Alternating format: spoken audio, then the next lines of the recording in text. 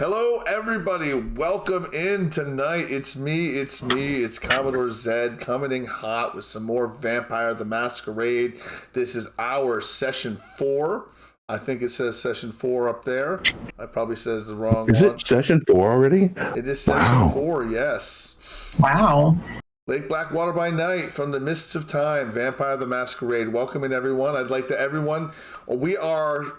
As you can tell, we are missing Keywork Savior and Bishop tonight. They both had things going on, but we are joined and enhanced by Nerded Art tonight, who will be playing her new character. So I'm going to start things off. I'm going to let her introduce herself. I don't want her to introduce her character yet, but I want her to introduce herself, and then we'll shoot the retired Lever Bravo, who will introduce himself and his character.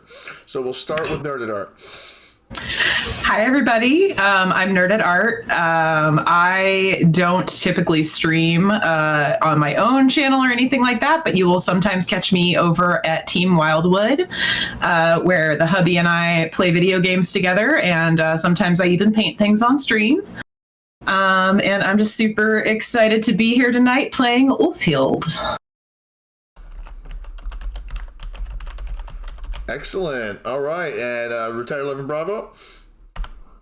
I am Jeff, or retired 11 Bravo on Twitch. Former sailor, soldier, game development guy.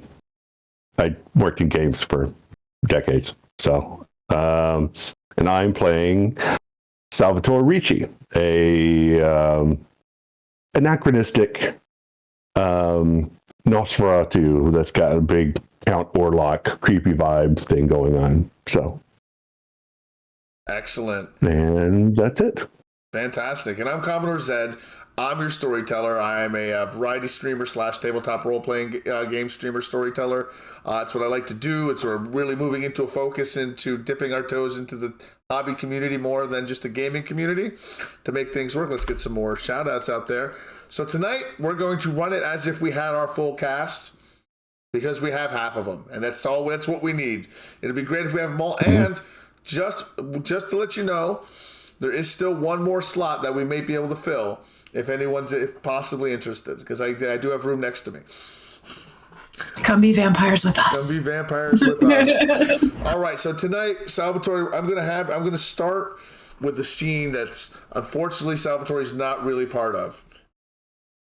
So I just want you to sit back, kind of enjoy the ride with us for a few minutes, and I just want everyone to take a deep breath, get into it, because the year is 1678, and the twilight sky over Lake Blackwater is awash with the deep purples and oranges.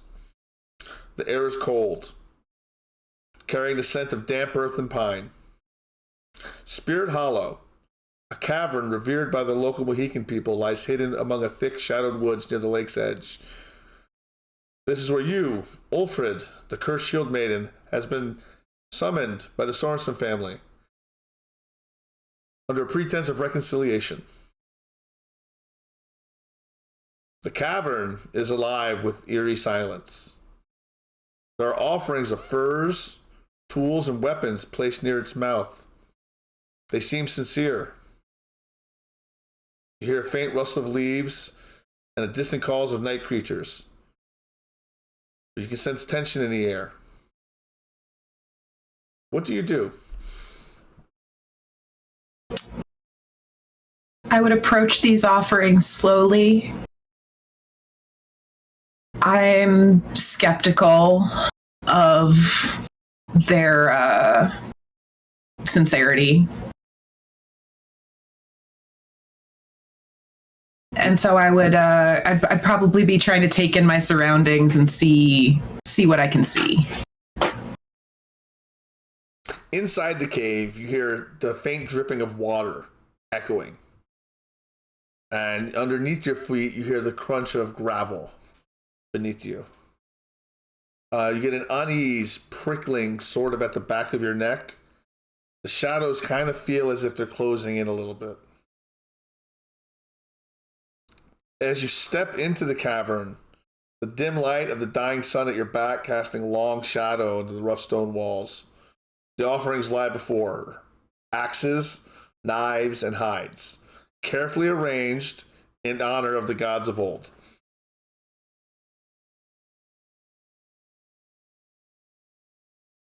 Do you allow yourself to believe these gestures are genuine? Or do you approach them with suspicion? I'm going to approach them with suspicion, and I'm going to say a small prayer to Odin.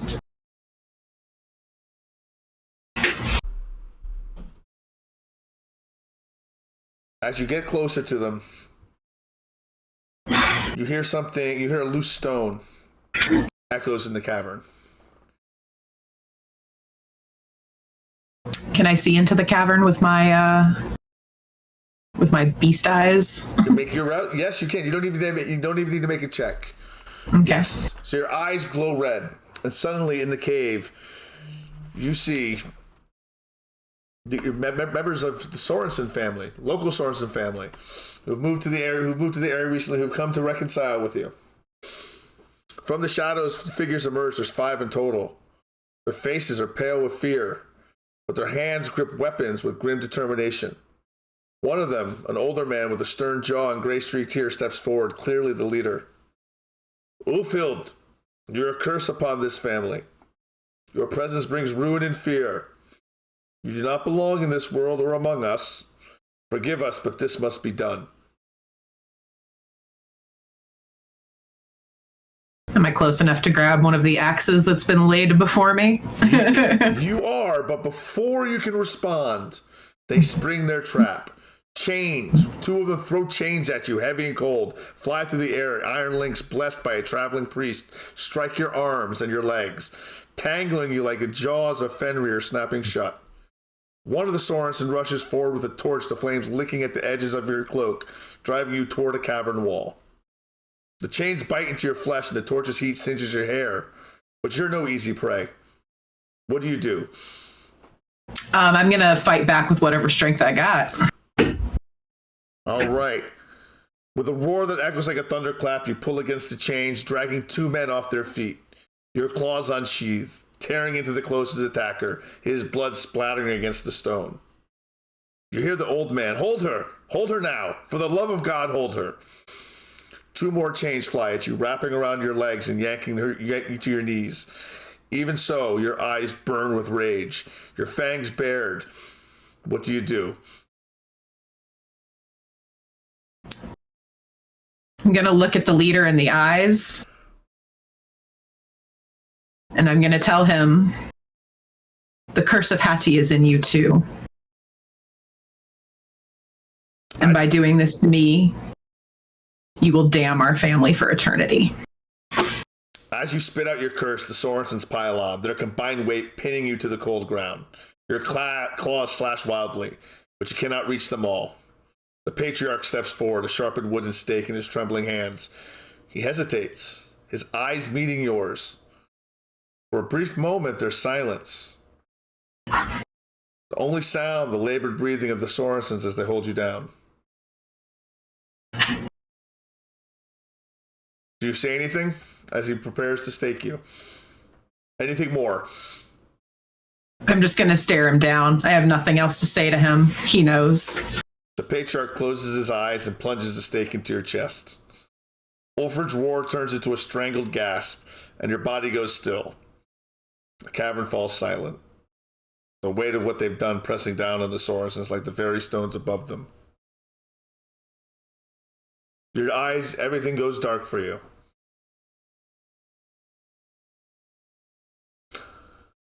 Salvatore, it is Monday.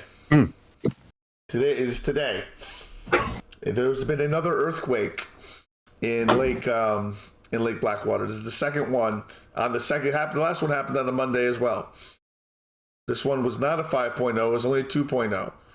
But it was almost exactly a week apart. Except that it was at 5:40, not at 9 a.m. I don't know if the timing is significant, but it's, open up his little book and making notes. He would have a pocket watch. Making notes. Lines. While the prince has forbidden gatherings at the Elysium, word has come through the grapevine that Eleanor Blackthorne will be holding a salon this evening at her personal haven. And that I cannot see what just happened. Corridor. Oh, thank you, Susan 11 Bravo. Thank you so much. And that all kindred who dare are invited to attend the Elysium. Of course. She definitely insists upon dare. Okay. All right. Ulfield. Suddenly your eyes open.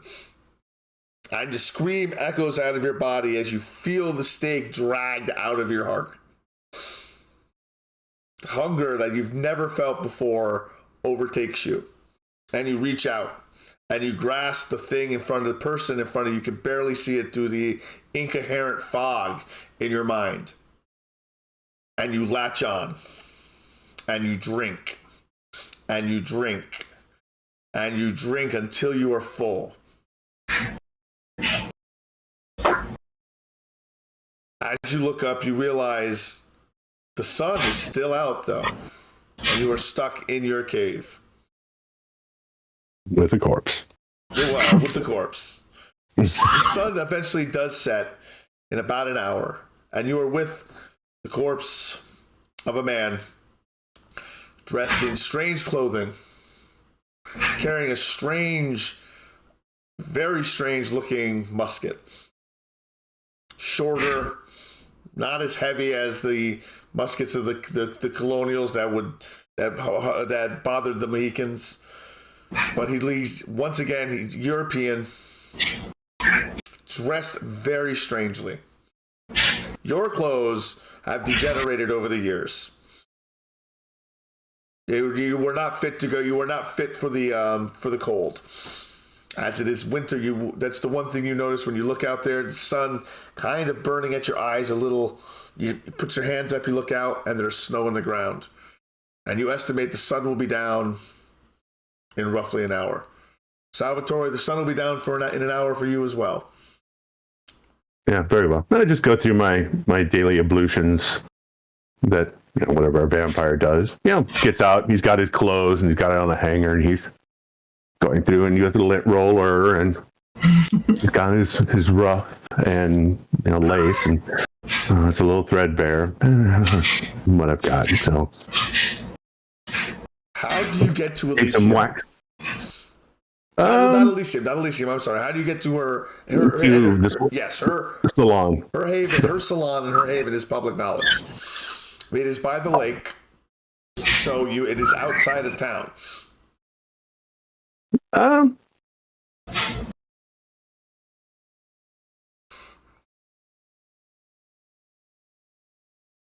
Let's see if I can.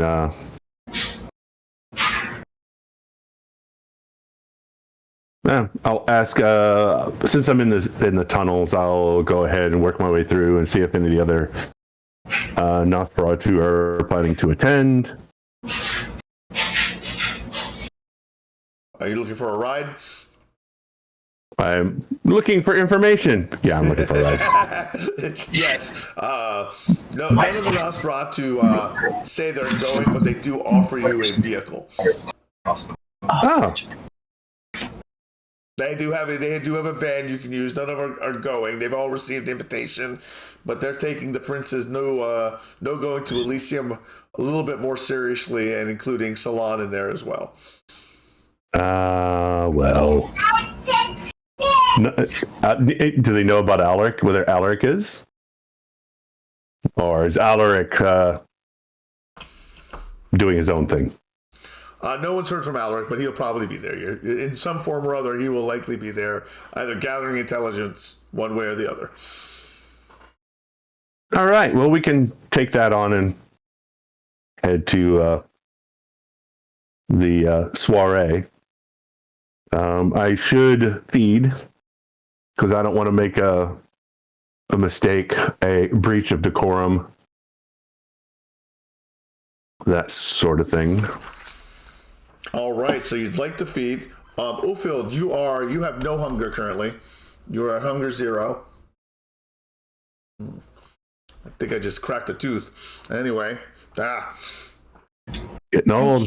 Yep, that sucks. Anyway, moving on. Phil Jarrett, Hunger Show, you want to feed retired Salvatore Ricci, so you're going to make a strength plus brawl check. You're going to take a +1 to your difficulty because it's harder to feed right now with the Sabat under the prince's the prohibition of feeding near bars and the updated security that the mayor has patrols that the mayor has instituted recently for other reasons after the burning of the church at the church. You can thank the werewolves for that.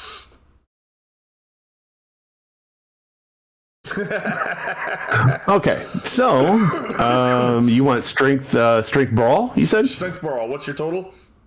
Total is 4. Total is only 4. Let's see. Can I sneak to get into a good position to maneuver myself so it's not just a straight up fight? It's not make a strength dexterity plus stealth check first to maneuver into. Okay, that's position. 8. All right, so you can manage to do that without needing to roll. Okay. All right, so you're an alley cat, right? Give me Yep, alley cat's my thing. All right, so make your strength plus brawl check now. Strength plus brawl. Yep, so okay. And what you're running into is you see someone being harassed on the street. You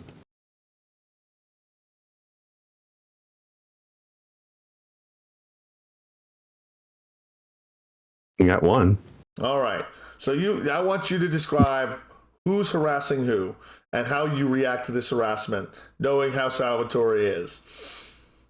Let's say that it's someone's catcalling some woman and just following her. And she tells him to fuck off. And eventually he does, but he decides to make a turn through an alley and wrong alley. All right. As you decide to confront him, you pounce and you get your hands around his neck and he begins to fight back with you. You only received one success. So he begins to fight back with you. You manage to bite him. You can slake off 1 hunger. And he's good. Okay. But you're going to need to knock him out. Okay. No worries. We'll go through and take enough to not kill him. I don't want to kill anybody. But we'll close the wound and yeah, he's going to get beat up. All right. So you beat him up a little bit? Yeah, we'll rough him up a little bit. And then,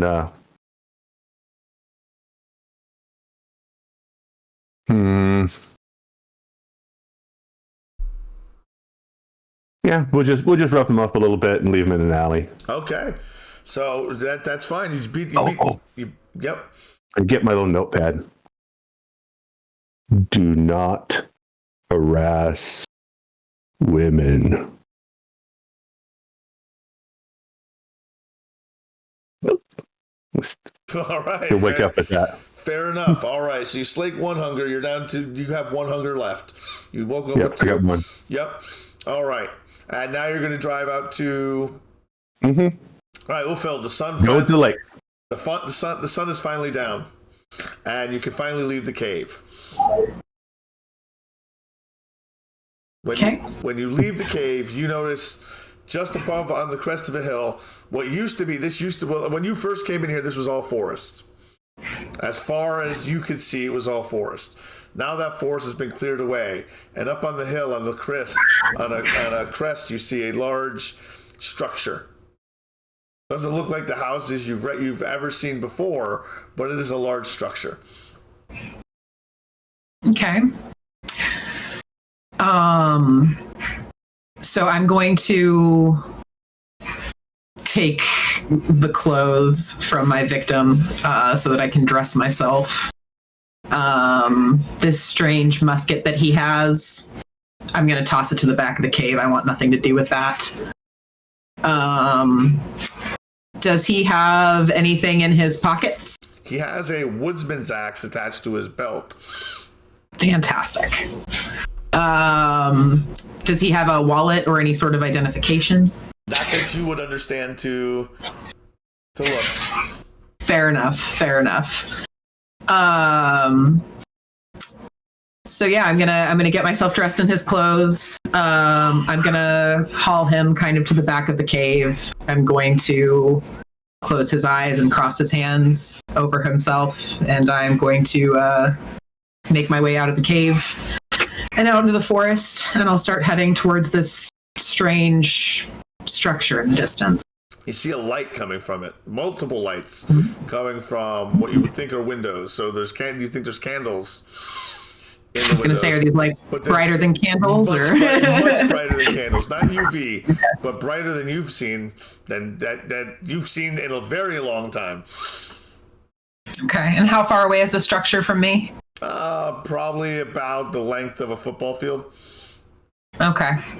I'm going to stick to the tree lines and just kind of observe it for a while and see if I can get a feel for what's going on there. All right, give me a wits plus awareness check. Let's see. Wits plus awareness. 2 and 2. And 0 hunger. And 0 hunger.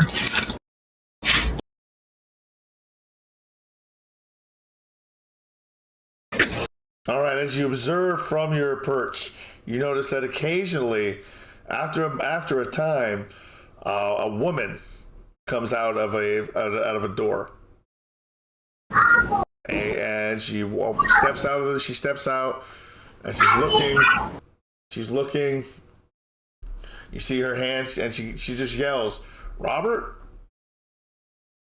Robert!" She keeps yelling it over and over again. She said, "Where'd that man go?" Now give me a Dex plus stealth check.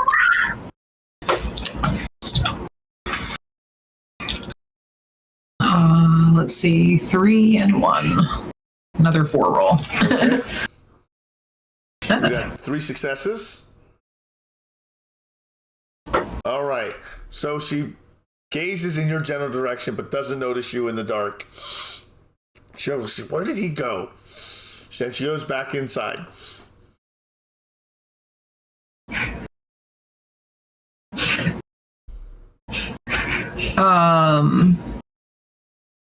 Well, I'm not hungry right now. I have no reason to really disturb this person. I'm just going to kind of creep quietly around this structure and kind of keep making my way through the woods. I'll probably head in the direction of something I would have been familiar with, like where the old settlement would have been. All right, you notice that everything has changed. The woods are no longer there. And as you're walking, you do finally find some woods, but they're small. It's a very small forest. And you exit out to it. And all of a sudden, you step onto this stone pathway, this wide stone pathway with a yellow line painted down the middle. Very strange. Bravo, make a dexterity plus drive check. Oh, yeah. I got plenty of dexterity. I got no drive. It is a difficulty 3, and you're going to make a dexterity plus athletics check, Ulfield. Okay. You don't know what's happening, but you still get a chance to get out of the way. I'm ready when you are. Oh no. All right, go for it, Ulfield. Oh, you got a critical success. So in the last moment, at the very last moment, you're bent over, you're inspecting the pathway in front of you. You're like, what is this? It's a kind of stone you've never seen before. Just the last second, the brightest lights you've seen since the sun come bearing down on top of you. And you manage to move just in time as Salvatore Ricci screeches to a stop, spinning out. It's pulling a 360 with the vehicle as he steers into the ditch. They're just barely missing you. All right, I'm gonna pull my axe out and be ready. I'm gonna be ready for an attack.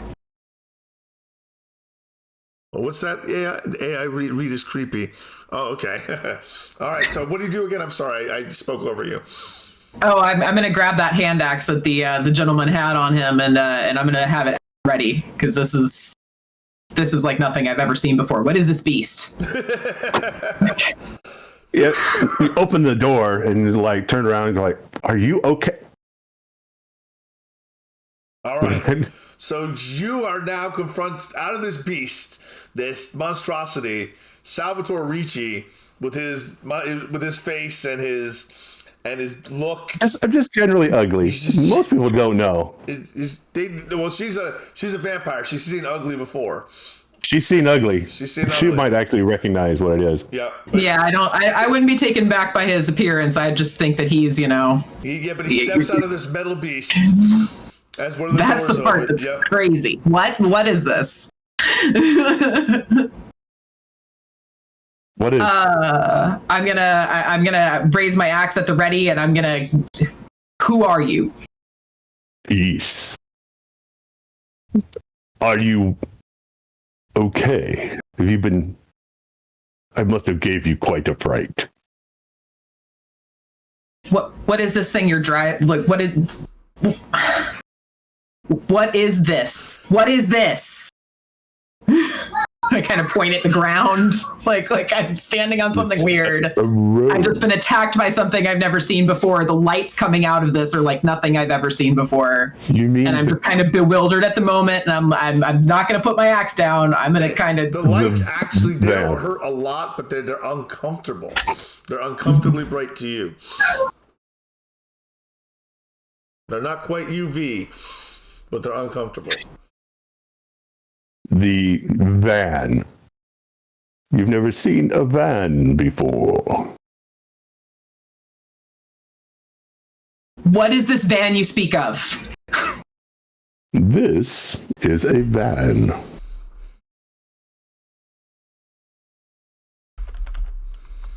Where are you from? Is this Lake Blackwater?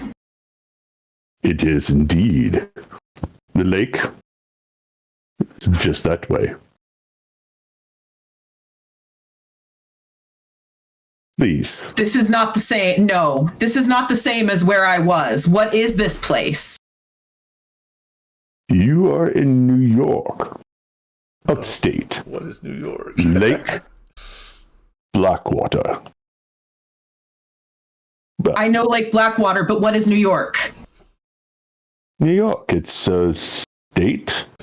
Oh, 1 second, guys. You notice that she has a very thick accent. It's kind of hard to understand her. It does come off as English, but very, very old English.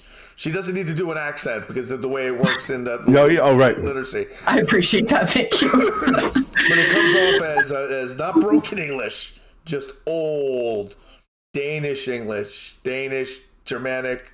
You can barely understand it.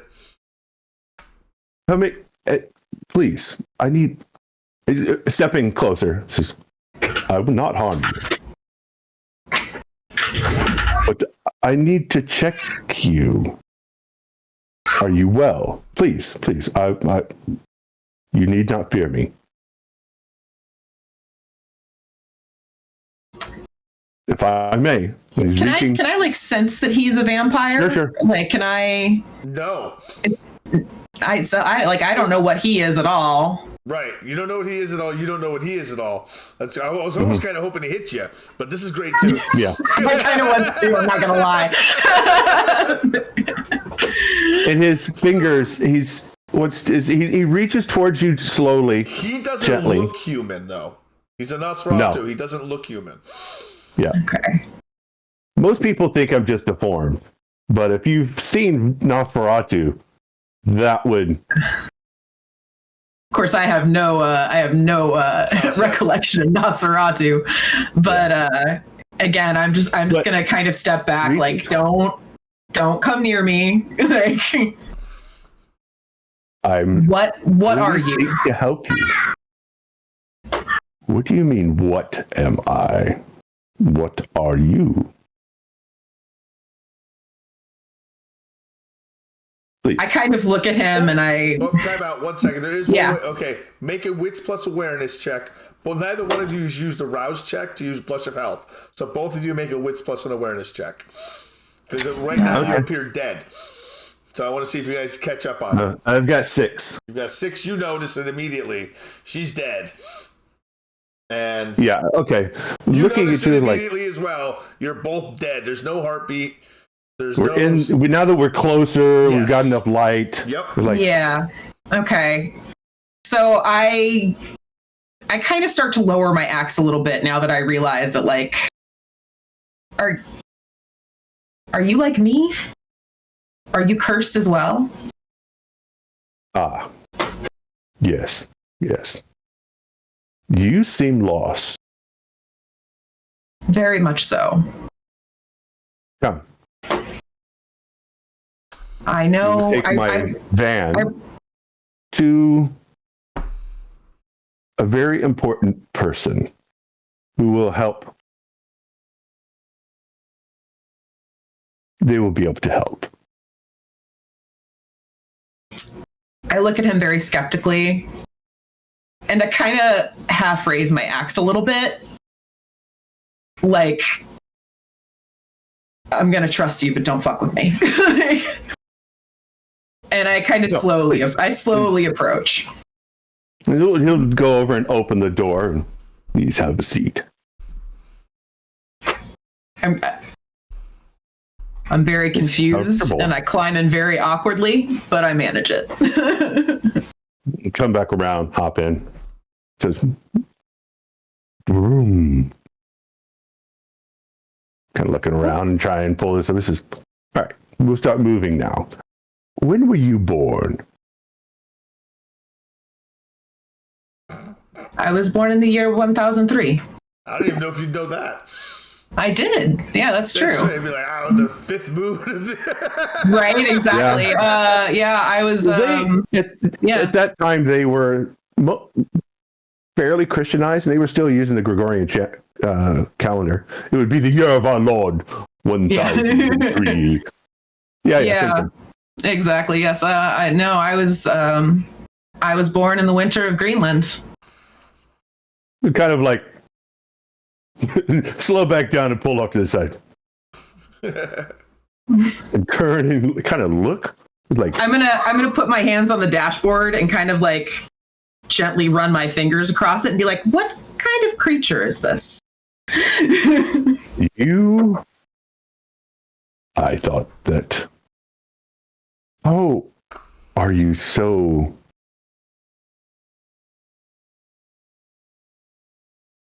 It is the year 2025. Anno Domini. Excuse me? You seem lost. And how did you end up here like this? I have been wandering these lands for centuries now. I was attacked 400 years ago. I have rested in the cave nearby ever since. Were you staked? Yes. Well, at least we have that in common. I slept for a good period too. Not like this. I'm going to still look really bewildered for a second and go, 2025? 2025. The world is going to be very alien to you. It's somewhat alien to me as well, but not to the degree that it is for you. I have been remiss. My name is Salvatore. I am Ulfhild. A pleasure. So, tell me, Salvatore, 400 years have passed. The world must be quite different. When I was born, now, this is a secret. You must not tell anyone. Do I have your word? You do. You're a Northman. Your word actually means something. I was born was with the English for a time, when fighting the French. And that's when I was born. That's when I was born. And it was a very different time. And I lived for several years until there was trouble and I got sick. And then I woke up and it was 1993. 1993. Lived for a while, was more trouble, and the Privigen decided to put me out of the way. There was trouble.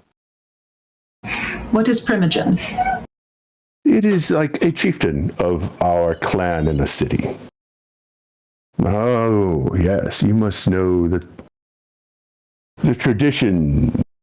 There are certain traditions that keep our culture from being... So the herd does not recognize the wolf amongst them. So you are cursed by Hati like me? Not the same.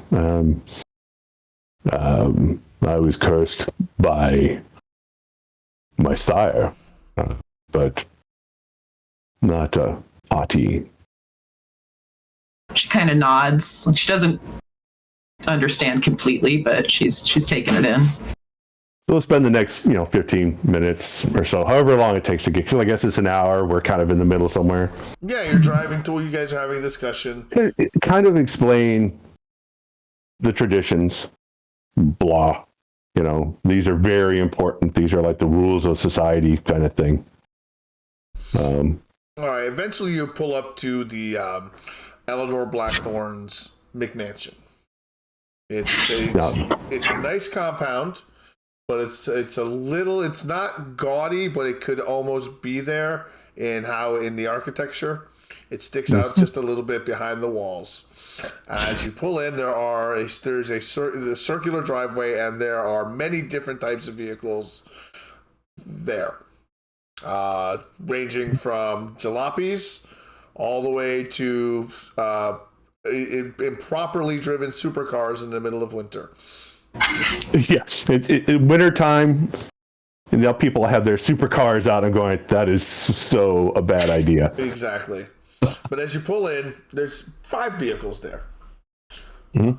As you arrive, the door is not open, but you have to knock.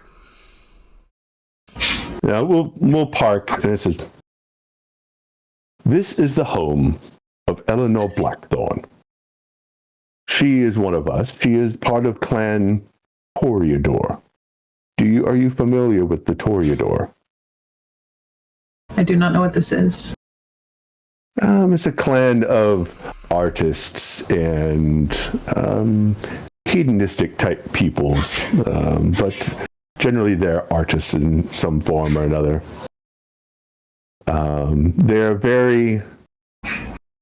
They like to throw parties. This is actually a gathering of hers. Currently, the prince has indicated that we are not to gather, but vampires are social creatures, and that will never work. Plus, it puts isolated people at risk. If everybody's separate, you're easier to pick off. And we have a bit of a problem in the region. I kind of raise my eyebrow a little bit, like, Prince. Explain a little of the hierarchy.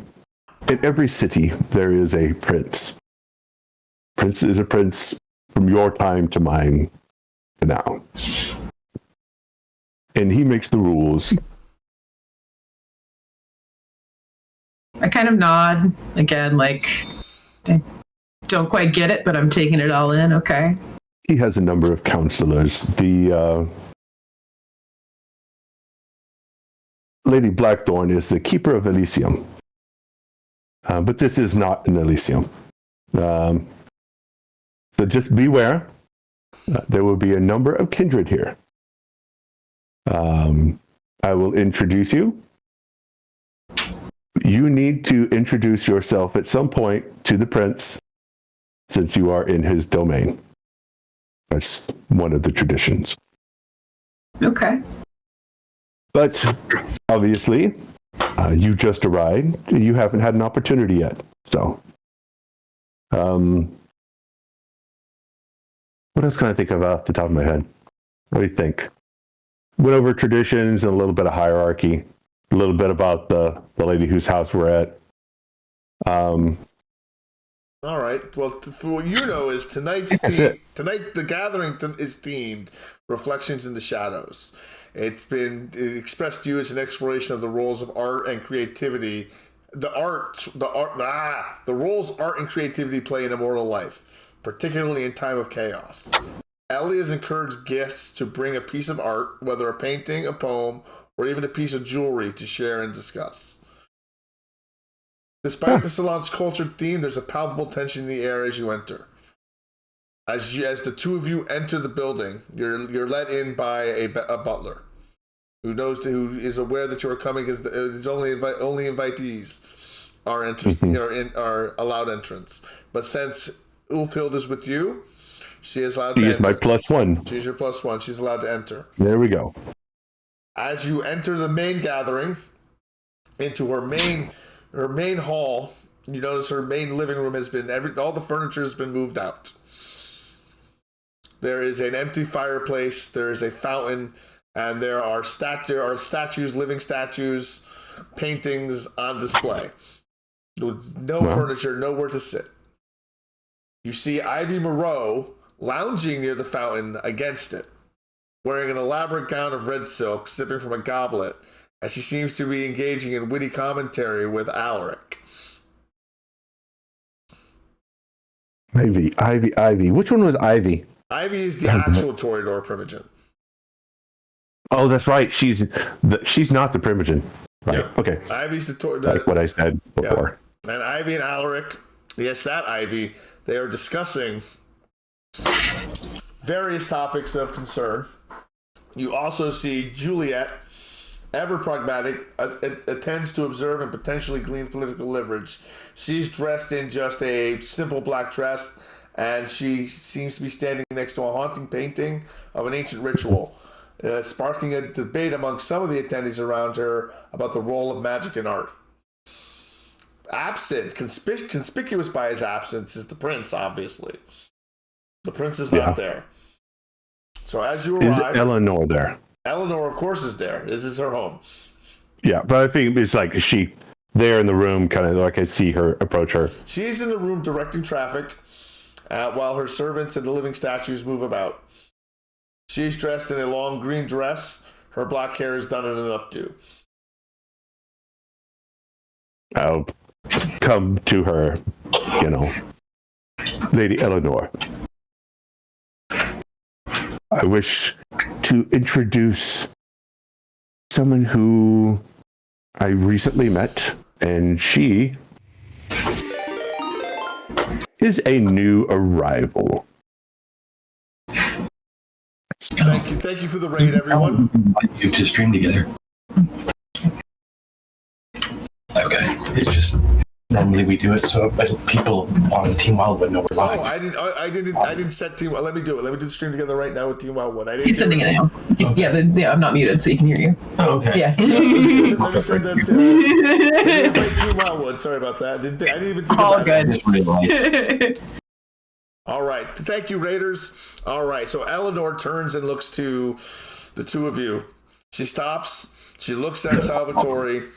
She gives the normal resigned look when she's speaking to a Nosferatu. Then she turns, she looks, and she goes cross-eyed for a second as she looks at Ulfild in her flannel and her farmer clothing with her axe over the deteriorated remains of old leathers. She just stops. Her cross-eyed look kind of turns into a frown for merely a second, but then suddenly it's a smile. A bright smile, and she's like, well, hello. I hoped that since this is your soiree in your home, perhaps you have an outfit or something you could help her. And plus, we get to speak to her before anyone else. She turns, she looks at you, she gazes at you. Yeah. Her eyes squint a little bit. I know exactly what she's doing. As she gazes at you, she's looking at you very intensely. Just give me one quick second while I look up what she's doing. No problem. At this point, I'm just sticking real close to Salvatore. I'm looking around the room a lot, trying to take in what it is that I'm seeing, and maybe I've been holding the axe in my hand real tightly, but maybe I kind of loosen my grip a little bit, and I'm going to slide the axe like into the belt of my pants so that I'm not carrying it. It's all healed and kind of move towards this here. And just like, Fulfilled, this is Lady Eleanor Blackthorn, and Lady Eleanor, this is Fulfilled. And I kind of like take your hand and move it to hers, and it's like, okay, I put your two hands together. It says, I'm going to let the two of you speak. I will make myself unobtrusive. Fulfilled, I need you to make a composure plus subterfuge roll. You are in good hands.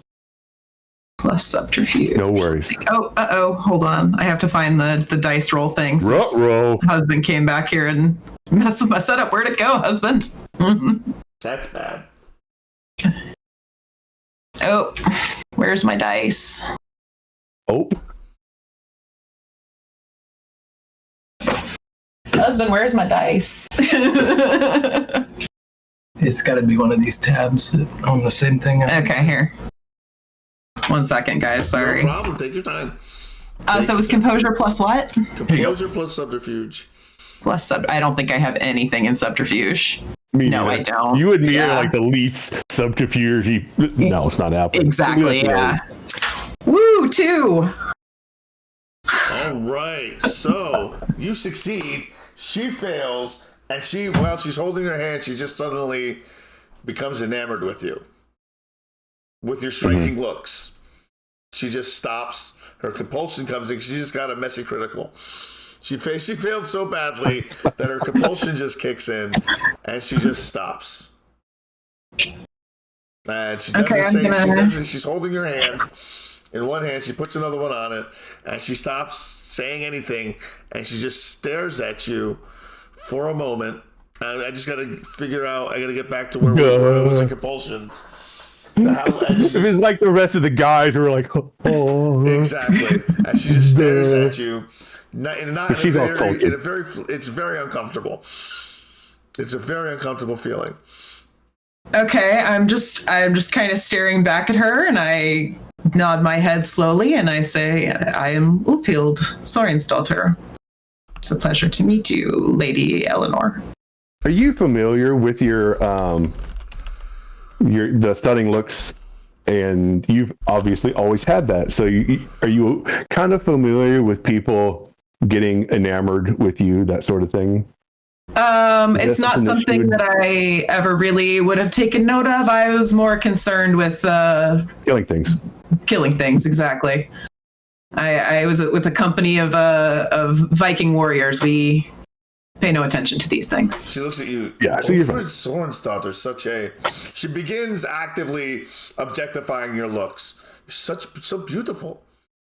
Such perfect skin, symmetrical features, a complete perfect work of art. Unfortunately, the Toreador have obsession and become enraptured by beauty and temporarily obsessed with a singular gorgeous thing. And that just happens to be you right now because of your merit. And she is dangerously putting her hands close to your face in your personal space.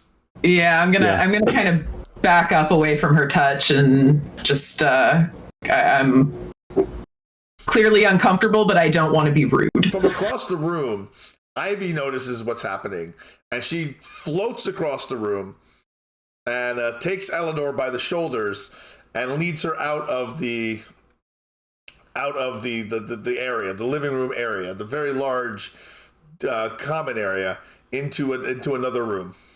Okay. Needed her help. I kind of back up towards Salvatore again, like, where have you brought me? what is this place? It's a soiree. It's a soiree. a party. She's the host. She seems to be strangely smitten with you. A few moments later, Ivy returns and she approaches you. She is also very striking. Appears to be a very striking young woman with wavy black hair. She approaches. She still has a goblet in her hand, filled with a red viscous liquid. She approaches you and she looks you up and down. She goes, "Oh, I can see it, but I don't see the rest of it." She stops. She looks to you, Salvatore. She goes, "What possessed you to bring a guest?" Well, we were showing works of art, yes? Funny.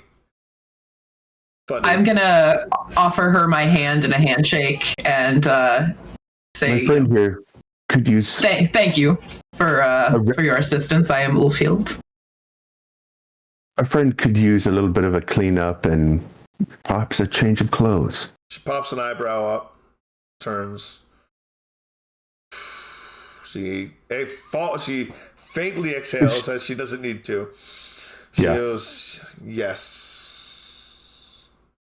It's your soiree. I'm sure that... She turns. Would you like to change clothes, or are you comfortable the way you are? I'm very skeptical at what's happening right now, so I'm gonna stay. I'm comfortable, thank you. The lady here has ample clothes that will fit you, and if you wish to get cleaned up, you've got a little hair. You still got blood, kind of stained through your clothes where the stake was. Yeah. As Salvatore makes that comment, I'm gonna kind of catch my reflection in the mirror, and I'm gonna take the hint. I'm gonna, okay, I'll follow Ivy. The smell of blood upon you is very strong. Ivy motions over for a tall, dark man to approach with dark hair. She pulls him over. She whispers into his ear. He stiffens straight, and he turns to you. He bows, and he offers you an arm. And he says, "I will." And he goes, "I will take." In almost a robotic voice, "I will lead the way." Okay. I'm gonna kind of glance at Salvatore, this is cool, right? Okay. This is okay. I'm gonna take his arm. I will be nearby. I will keep you safe. All right, he takes you to another room. He's like fucking warrior. Another room with 3 seashells in it. No, I'm just kidding. He takes you to... No! You don't know how to use the shells, man. You might as well be John Spartan at this point. He takes you to a bathroom with a shower in it, and he shows you how to turn water on and how to not turn water on, and he shows you this, and then he leaves. And he lets you do whatever you want. Salvatore, while they take Nerded upstairs, not Nerded well, they take Ulfield upstairs, do whatever they want. You notice the door finally opens, and a tall, blonde man steps in. Oh, boy. It's Benedict Hale. He is he's the seneschal of the city. He is the right-hand man of Victor Lestrade. He's another Ventru. He might as well be Prince, as long as the other Prince is not around. He's the XO. Like literally the XO. Benedict what is it? Benedict what? Hale. Hale. Okay. He arrives representing the Prince's Court. He seems stoic. His presence a reminder that not everyone approves of Ellie's boldness. His demeanor suggests he's here not for fun, but more as just a presence. Yeah. However long it takes Ulfild to they don't lay any clothes out for you, but they teach you how to they give you the water, let you clean up. You do whatever you want to do, and if you want to, and when you join them, there's more people there than there were before. And Eleanor has returned, and she approaches you very apologetically. I'm very sorry. I apologize profusely. It was very, very impolite to act as I did. And she doesn't even move to grab her hands, but she seems full of she just wants to apologize. I can't find the word I'm looking for. I'm gonna kind of nod, like, no, I am a guest in your home, and I appreciate your hospitality. All right, she's trying it again though. Yeah, she's sorry, but not that sorry. She's curious though. She wants to know even more. She's still obsessed. All right, so she gets hungrier. All right, now do I need to roll anything? I'm sure. Yes, you need a composure plus subterfuge check. But the storyteller's rolling like crap tonight. That's Remember, good, storyteller can use willpower as well. Oh, that's right. She can use willpower, and she will because she really wants. He really know. wants to cover that up. She really wants to know. Yep. Nope, she's still tied, so she still doesn't know. She stares intently at you, but she does not become upset. She stops, she blinks, she shakes her head, and she turns kind of on her heels, and kind of curtly, not rudely, but curtly, spins on her heels and walks away toward a tall blonde man whose hair is slicked back. You see Eleanor beelining toward the seneschal, Salvatore. How far away? Well, I'm American. And I'll do anything to measure in anything other than metric system. Freedom units. So 2 horses. Freedom units. So 2 horses. Close enough to hear. Kind of at least an overview. I think I know why he's here, but it'll be good to hear. All right. So she approaches Benedict, leans in close, whispers something to him. Damn it. Now you can try to hear if you want. You can give me a wits. Nah, that's too much. All right. That would be far. 2 horses. Whisper that she's trying to keep. Nah. Yeah, she's trying to keep a secret. It'd be a higher. Good as I am, I don't think I could. I could. Right. So at this, he turns, he stops, and he looks in Ulfhild's direction. Then he stops and he looks in Salvatore's direction. That one there. Kind of noting the eye contact, Ulfhild's going to move towards Salvatore because she feels more comfortable around him at this point. And as I walk up to him, I'm going to kind of notice you have very strange friends, sir.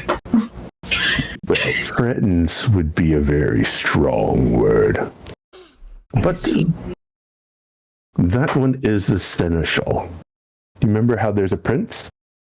Yes. This is the number 2 in command.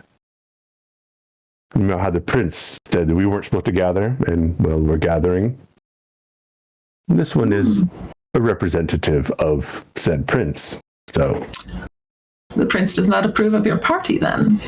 Not Interesting. my party. I'm just here to listen for rumors. While Maybe you get some two are information. having this conversation, Benedict Howe begins to approach. And he approaches the two of you.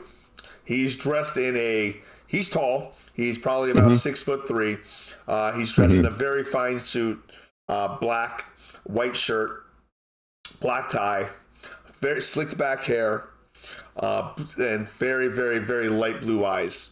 He does not appear to be dead. He has a slight blush of health to him. He approaches, his hands kind of clasped behind his back as he stands there, and he just looks. He says, "Salvatore," and he's got a kind of a high. His voice is a little bit high. Salvatore, and he turns and he goes, "Madame." This is Ulfhild. Ulfhild. And introduce. Yeah, do the introductions thing. I'm actually standing erect. Good, strong handshake. And since we're in polite company, I would actually be standing fully straight, which often don't. And he's like 6'7". He's like a mutant tall, but he's like literally like a person that's been stretched. He notes the handshake that he receives from Ulfhild, and you can tell at the moment, and he ponders what to do next. And he doesn't follow his normal instinct, and he just lets go of the handshake. I'm going to take her to meet a few people. It was a pleasure. Benedict turns and looks at you and goes, one of those people should be Prince Lestrade. Yes. I'm familiar with the traditions. Of course you are, he says, his voice just slightly high-pitched.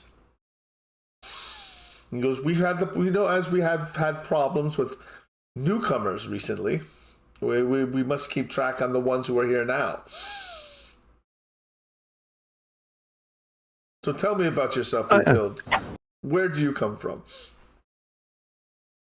I do want to look up something.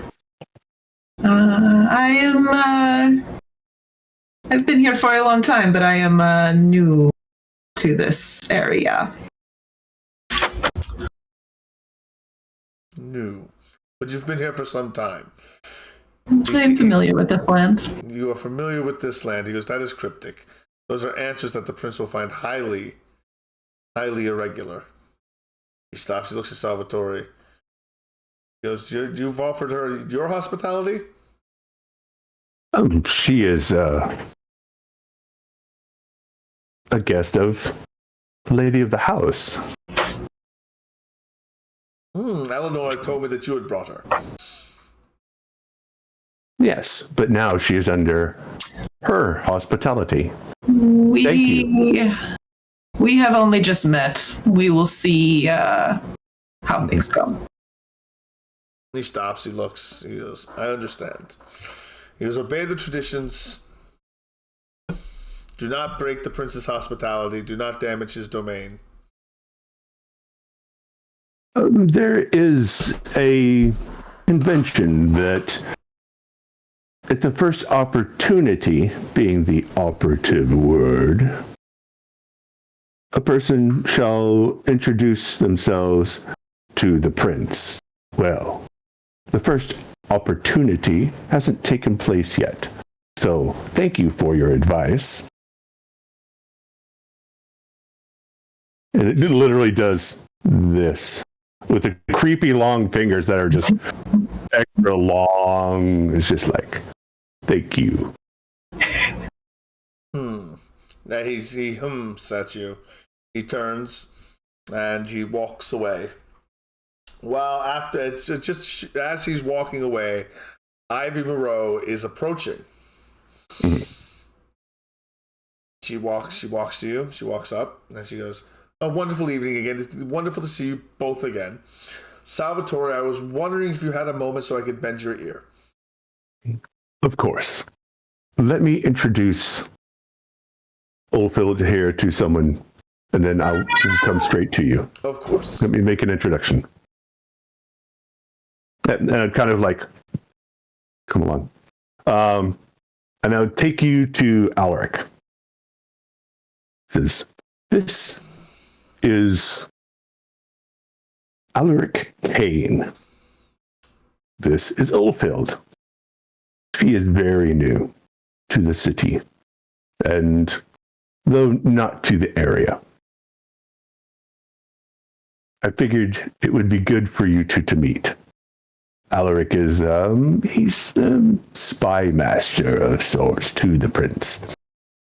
So he knows all the things. You're in good hands, dear. And he does his flits off to Ivy. Alaric seems rather ambushed by this, and he turns and he is. It's extra intel for him. You'll appreciate knowing who's here first. He is grotesque. His skin like bark. His fingers long and twig-like. He turns, and his voice is like a scratchy whisper. Ulfhild Soren Stotter. History rings with that name at one point in Lake Blackwater. What is it that they say? They say nothing. The name carries no legacy. It's almost all but forgotten. You hear kind of like an audible ooh from the distance. As he kind of casually throws a little bit of shade in your direction. And goes, that's such a Northman shade too, because it's such, your legacy. What lives on is the words of your deeds. And right? Yeah, that was a burn. He looks in your general direction, road to hell. But it's like he's not so tall that he's taller than you, but you get this feeling that he's looking over you. Okay. Is he watching other people? Nod my head and kind of go, well, we shall have to see what we can do to change that, won't we? And I just kind of walk away a little bit. I'm going to kind of walk around the room, listen to what people are saying, kind of take in what's happening. All right. Well, you're doing that. Salvatore, you are approached again by Ivy, and she kind of sidles up next to you. She puts a hand on your shoulder, and she says, I am into something new, and I need some information.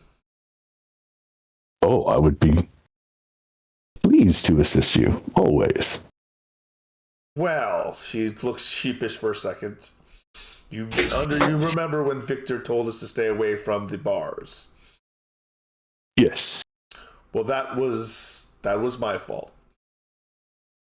But I'm not done with my experimentation. I'm looking for information on an individual who I met, who I would like to know more about. No. And I would pay handsomely to know more about this individual.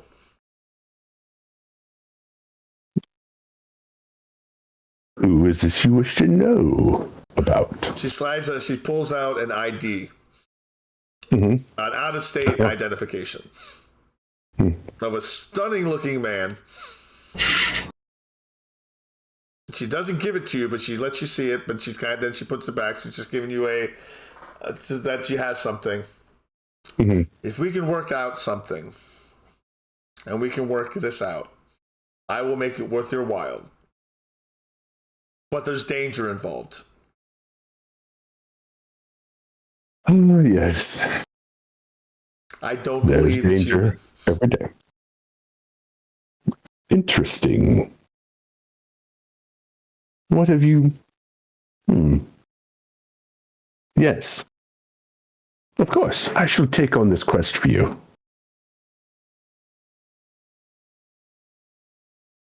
All right, she hands you the ID. It says Jeff Everice on it. Everice? Everest. But that's how it's pronounced. That's how it's spelled. Everice. Sorry. Everest.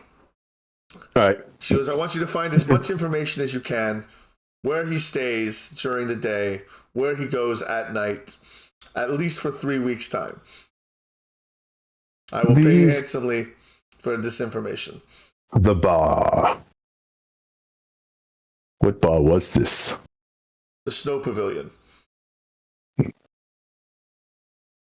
What's the Snow Pavilion? It's a bar it's a rich person bar where on the lake's end. It's not necessarily near town. It's more near where all the real mansions are. Yeah, rich people hang out. Yep, they bring their snowmobiles all across the lake to get there. And we're not talking their poor snowmobiles. We're talking their rich people. Yeah, the top end shit. Yep. Dude, I lived in Wisconsin for many years, and it's amazing how many people take snowmobiles to the bar. Weird. And then they got to take them back. Think about that.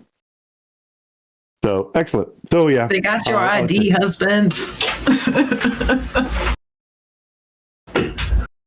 All right. So while you're so the guy, what's the? It's an out-of-state. So something address. happened at the bar, out-of-state address, or okay, he's an out-of-stater, and this happened at a bar. So, well, we start digging. Okay. So while you're having your conversation with Ivy, Eleanor approaches you again for the third time, and she's coming off a little bit desperate at this point. She's curious, and she stops and she just gazes at you one more time, and she tries this again, and she's gonna fail it. I know it. All right, so she still has her she's fine there.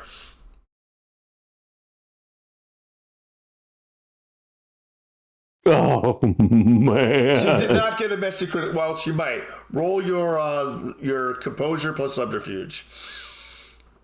Oh shit! Yeah, she's gonna be fine. Not me, right? Okay, fine. All right. So she gazes at you, and you can see while she's gazing at you, eventually a soft smile comes to her lips, as if she got something she wanted. I'm going to ask you a series of questions, and you have to answer truthfully, Ufild. Okay. What emotional state is Ufild in right now?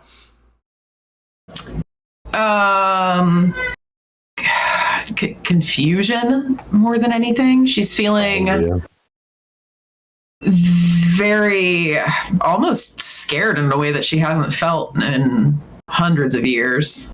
So yeah, a little bit of fear and a lot of confusion. All right. That's what she wants. The smile kind of softens into a small frown as she actually approaches. She goes, "There's no need to feel so anxious," she says. You can relax here. No one is going to hurt you. I promise. I keep my expression very stoic, and I just kind of nod and kind of casually say, like, yeah, I am unfamiliar with this place and your ways. She looks to you, she smiles slightly. She says, "Our ways. You act as if you don't know them. You act as if you don't know the traditions or the traditions of our society and the ways and the mores that we function with. Are you interested in learning a quick crash course so you don't find yourself on the Prince's Pyre?" That would be helpful. Salvatore has been teaching me what he can.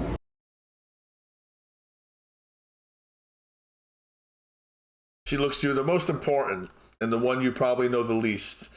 The first of our traditions is the Masquerade. Thou shalt not reveal thy true nature to those not of the blood. Doing such shall renounce thy claims of the blood. She recites. We never let the mortals know what we are, which is probably something you learned with the Mohicans when you were amongst them anyway. You didn't let them know. And this is just a more codified way of surviving. She's literally using the same words because Salvatore would use the actual precise words. So you're getting a repeat of this, but it's good for you to hear these actually, and for the people that are watching. So I was only going to give a couple of them, and then we can go. You can learn them any other way. But she gives you the traditions. Thou shalt only sire another with permission of thine elder. I can't read it. Thine elders, if thou createth another without thine elders' leave, both thou and thy progeny shall be slain. She goes through all of the traditions with you just to make sure that you understand them. And she's very forthright with it. She seems very concerned that there's something. She stops and she says, "What clan are you of?" Pardon my rudeness, that's a very rude question, but we have so many questions that we don't know. We don't know what we don't know about you. She's reluctant to answer, but because she doesn't want to let on that to other people that she doesn't know what's happening. But she kind of says, "Plan." At this point, Juliette Darmond has sort of creeped in from behind you from the right, and appears sort of on your shoulder. The Tremere Primogen. She says, "Your clan, dear, your family. How long have you been in torpor?" She says as she kind of circles around you a little bit, not menacingly, but you get a sense that this is definitely a predator.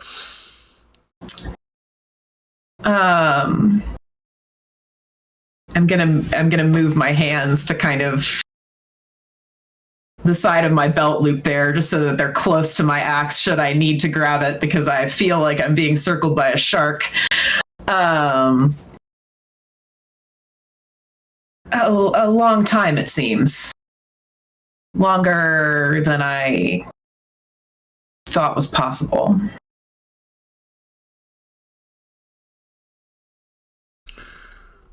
Juliet stops. She removes a silver cup from the folds of her robes where she holds her bag. Because there is a parlor trick we could perform, and we could walk your blood back, so to speak. It's much like the old mortals used to use their Ouija boards. A little spiritualism here and there, a little ritual is always fun for the soul. She says. Ivy kind of looks a little. She goes, "Oh, I don't know. I don't know if Eleanor would like that." She turns to Eleanor. Eleanor, who reapproaches. I would love to know so many different questions. So you're surrounded by all three of them, kind of right now. And they are just kind of hovering close to you. Not too close, because they see how uncomfortable you are. But they are kind of triangulated around you. Okay. Salvatore see her kind of getting ganged up on? Kinda, yeah. That's a den of harpies right there. I need to go. Make an intelligence plus politics roll, Salvatore. Yeah. Difficulty 2.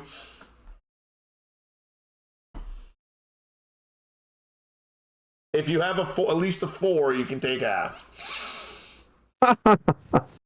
No. All right, so you think it would be a great idea to approach them? Wow. Yeah, that's a bet.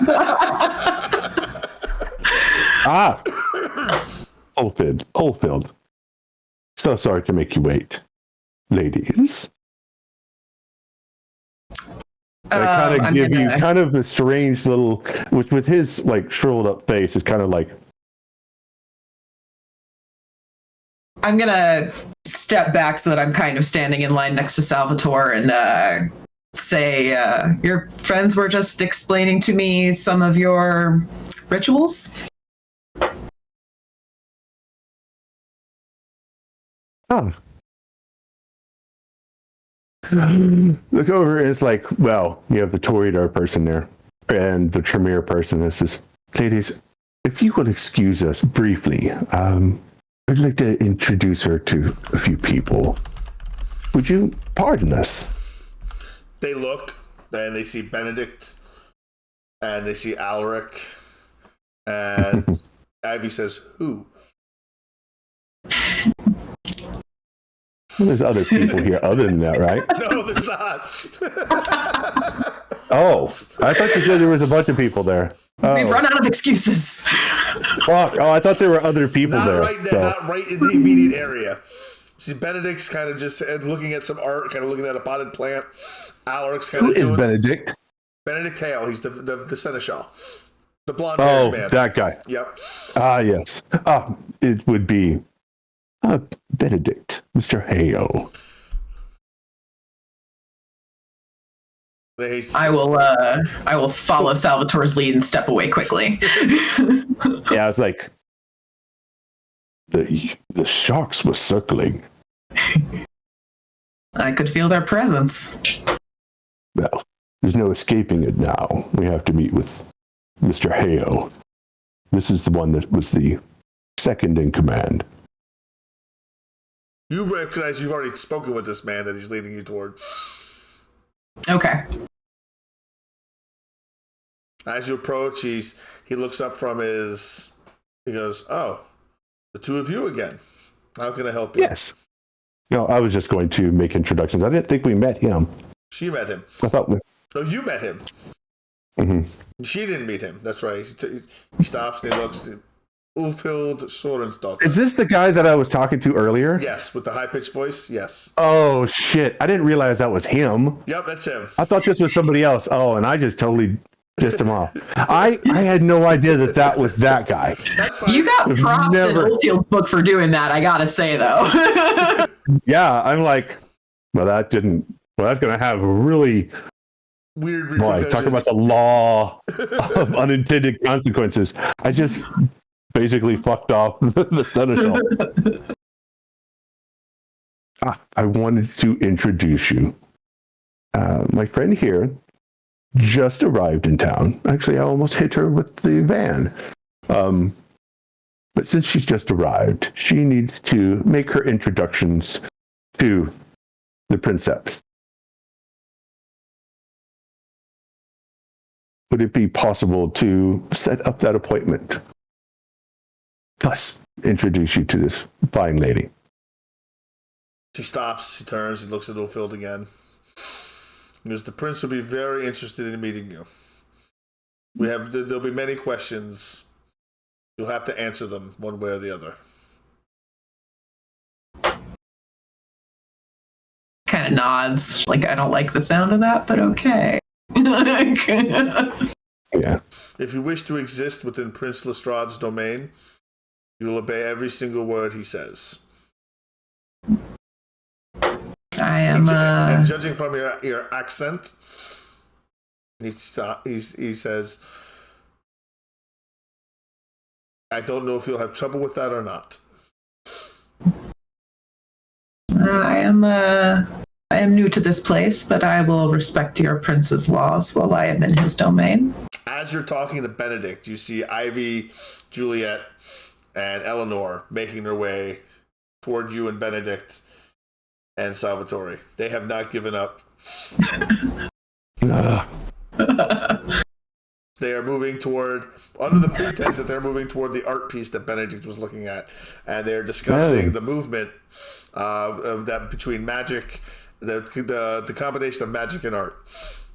They're just having. I assume that there are some windows in this place where I can kind of see outside. Yes. I'm gonna kind of glance towards the window and kind of reminisce out loud to Salvatore that I've been asleep for a long time, but I wonder if this night will end soon. If you wish. I can take you somewhere safe. All right, and this is a perfect time for us to take our 10 minutes. It's 10:30, so we're going to take our 10 minutes, everyone. We're going to stretch, use latrine, get drinks, things you need. I would suggest you do the same. We'll be right back, and we'll have some credits playing for you. Stick around, and we'll be right back. Yeah, that happened as well. All right, welcome back, everybody. Thank you. We had a wonderful break. I hope everyone did their self-care, took care of themselves, went to the bathroom, hydrated, did everything you need to do. All right. So, where we had left, the sharks had been circling. They've come back around. A few minutes have passed. It looks like everyone's getting ready to leave. Benedict Hale reaches into his pocket and he pulls out an archaic beeper. Oh boy. He looks at it and he looks to Eleanor. He goes, Eleanor, I need to use your phone. And she says, for what? And he just says one word, Victor. And she says, oh, of course. It is a device that when someone wishes to message them, it sends a little, it's like a thought to this little thing and it goes beep, beep, beep. So that's... I kind of nod again, like, okay. Yeah.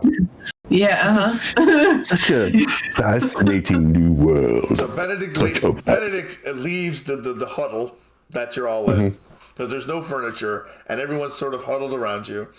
You're left with the three of them. They turn to you. Alaric has left. You don't see Alaric anymore. Alaric has either vanished or just left for the night. He's seen enough. He's gotten enough information. Oh, so it's just the three of us in this room with the, or the three of them in this room with us? Oh no! It's the two of you with the three harpies. Oh no! All right. Juliet, she's still holding the cup in her hand, looks to you. She says, "We could find all these answers quickly, or we could have a long journey. It's completely up to you."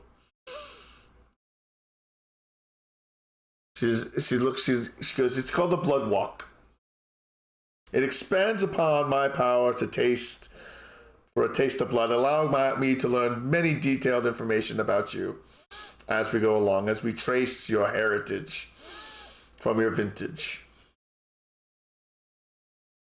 I'm gonna look at Salvatore and make eye contact with him and see if he can give me any indication of whether or not I should proceed with this. Seems rather intrusive, lady. The three of us have a bet amongst each other of where you come from, your lineage, and what kind of trouble you may cause.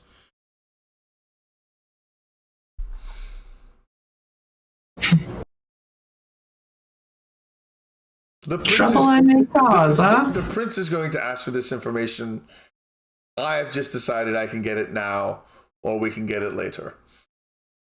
See, there's almost a hint of menace in her voice, and she's actually going to roll a wits plus manipulation. I think that's what she's going to roll against Ufield. Kind of trying to beat you down just a little bit. A little bit of browbeating. It's going to be a manipulation plus intimidation check. Okay. Now you can counter that with your own intimidation check back if you recognize that's kind of what she's doing. Otherwise, you can make a resolve plus composure check. I'll do a resolve and composure check. I'm not really gonna understand what it is she's trying to get at. I don't understand the importance of clan type or anything like that. I don't understand what's really going on in this situation. But resolve plus composure. Let's see, I don't have any hunger, so that's going to be a 5. You rolled 2 successes. All right, so she comes off as very, like, almost threatening to you in a way, but in a way that's not. In a way, it's threatening, but it's very intimidating, but it's not physical. You feel almost a weight of obligation, almost like you don't feel obligated to do anything they're saying, but you can feel the weight of societal pressure, peer pressure, so to speak, from these three. Literally. Okay. What does this test? Okay. What does this test entail? She takes the cup. She goes, "I will mingle our blood, and then I will sample it, and then we will know the information we wish to know." I've spilt blood for less. I'll offer my wrist. All right, so she takes a small silver dagger out of her clutch, and she slits her wrist and makes a rouse check. And the appropriate amount of blood leaves her wrist into the cup. She offers you the knife to do the same, or any other way you wish to make any other way. And she implies to you any way you wish to fill the cup. I will take the dagger and do one long stroke across my hand and squeeze into the cup. All right, so she makes her check. She could take half on it, but I want to see how many successes she gets.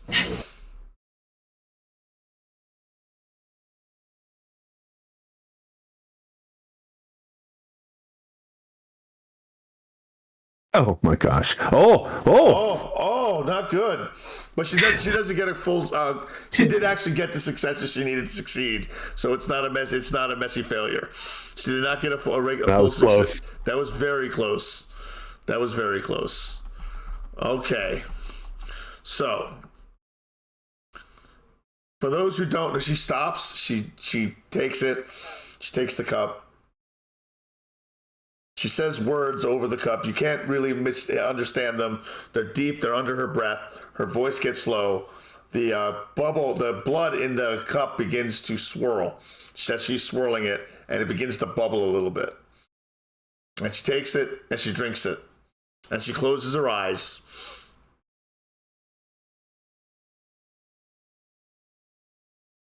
Ulfhild Soren's daughter, she, as if confirming, that's your name.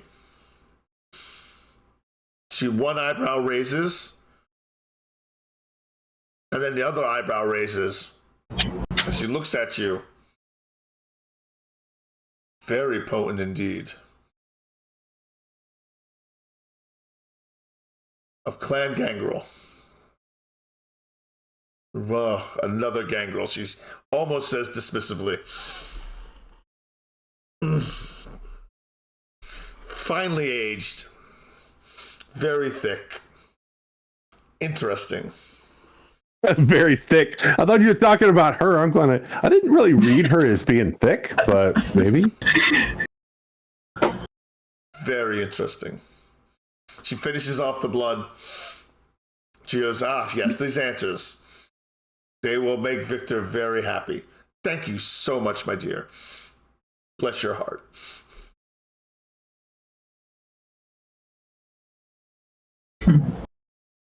I kind of nod my head again, and I've definitely got some questions for Salvatore later, but I'm gonna keep quiet for now. And Juliet kind of wanders away, having been emolliated, getting what she wanted. She seems to have lost interest in you, and she kind of shuffles away. And the other two eventually shuffle after her. Eventually, Benedict's Hale comes back out, and he approaches. Go ahead. Noticeably exhale. As the Benedict reapproaches you, he looks at Salvatore and goes, Victor would like to see both of you. Yes. We shall go there straight away. We shall attend him immediately. He's asked for me to bring you.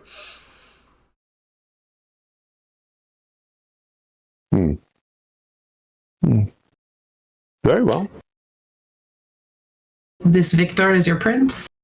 This is our princeps. Turn to the butler person that was buttling around, and says, could you take the van outside to an address, please? He takes the keys, and he takes the address, and he gives you an affirmative response. Thank you. All right, we're going to go with Benedict. All right, so he leads you out to his vehicle. It's a very modest SUV, nothing very flashy about it. It's very well maintained. It's probably expensive, just not flashy.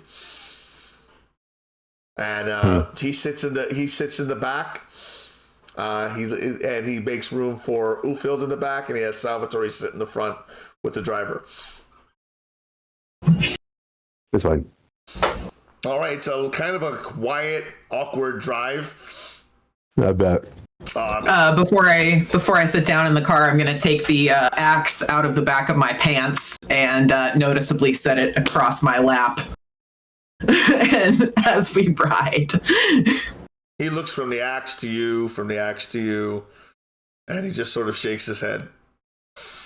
And then it's an awkward drive into the city, up the hill, up the main hill, up to the really old houses, not the lake houses, the hill houses, were built, the original houses that were built, up to a very large compound style house.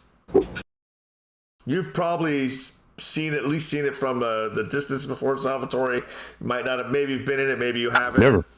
I don't think he would have probably been in there. But this is known as Victor Lestrade's mansion.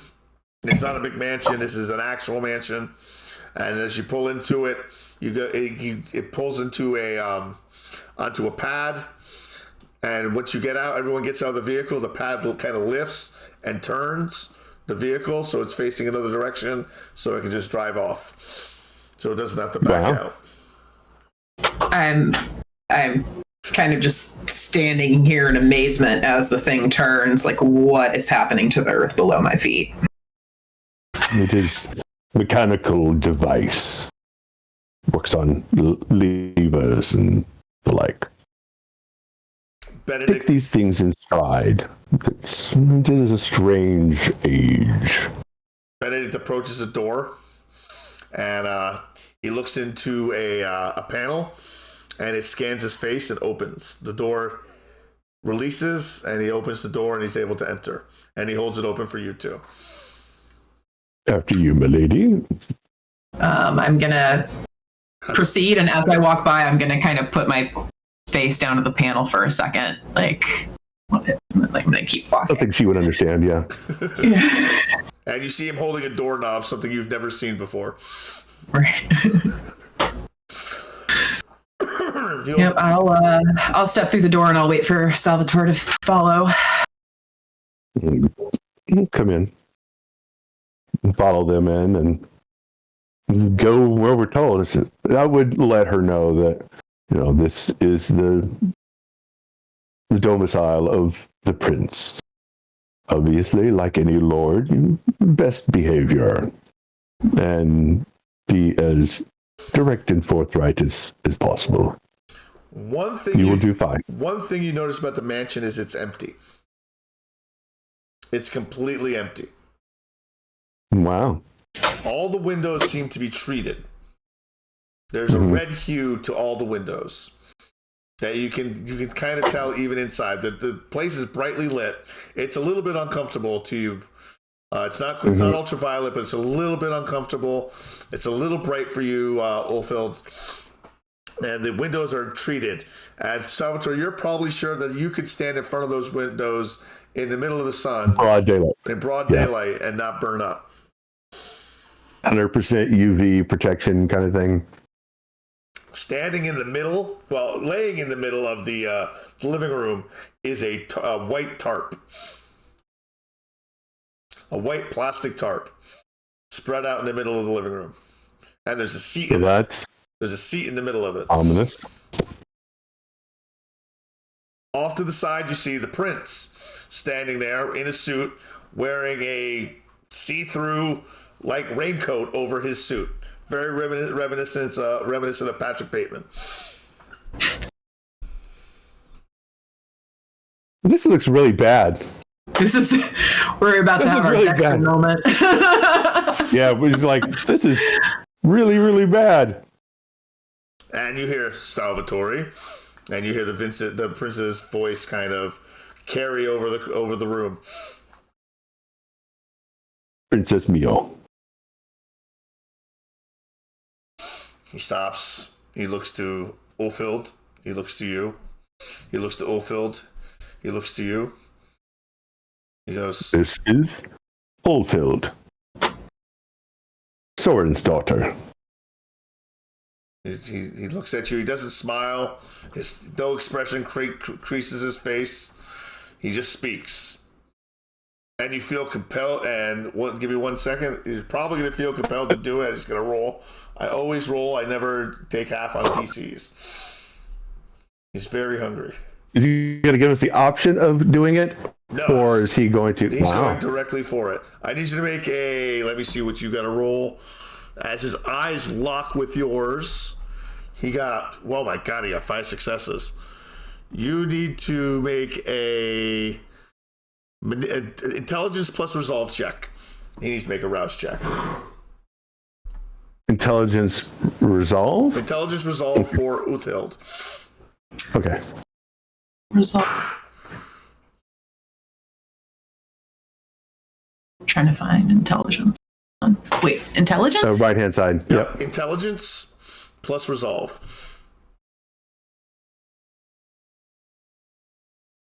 Oh, I thought it was always an attribute plus a skill. When you're resisting a supernatural power, it's usually attribute. It's the only time. Gotcha. Without even thinking about it, you find yourself sitting down in the seat. You don't even think about it. It's like you come to and you're sitting down. You're like, oh my God, what just happened? That's never happened before. You've never been dominated by anything like that ever. How does that make I mean, in all your centuries, no one has ever just commanded you before. How does that make Ulfhild feel? And you can't sit up. It's like you are like glued to the seat. It's we don't even know what glued means, but you are petrified in the seat. Oh, they had glue then. It was horse glue, but yeah. How does Ulfhild feel? She's definitely going to be struggling against it a bit, and mentally she's just going to be thinking like, how do I get my hands on my axe? How do I strike back in some way? Like, this is definitely a method of intimidation, and she's well aware of that. Speaking of your axe, he's holding it. He's a Salvatore. You saw him just walk up and just take the axe. It was just sitting there. It was just sitting there. Yep, and he picked it up. He looks to both of you. He goes, in these very uncertain times, with the Sabbat activity on the rise, with lupine activity on the rise, a new, from what I understand, very old kindred arrives in Lake Blackwater. Of the same clan as what arrived last week. You must understand, I must take caution into my own hands, Salvatore, and I have questions that I desperately must ask. I would like you to sit because you are under my hospitality and watch to make sure that my will is obeyed. My lord, be gentle. I'm certain she seems to be no threat. And you know that Gangrel mill about. They've been spouting off words like gangrel. Yeah, I was going to say, I don't know what it is you guys are talking about. I'm going to be making very intense, direct eye contact with the prince. I'm not going to break it for anything. Okay, so your witch has said these words. She's mentioned my clan. She's called me a gangrel. I don't know what this is. The only clan I speak to is Soren's. He smiles when you make eye contact with him, as if that's what he wants. He looks at you, and he smiles more, as if he's looking deep into your soul. He goes, with the word, I could change your mind. He's putty in my hands, but I choose not to. Tell me, Ulfhild, Soren's daughter. Tell me your story.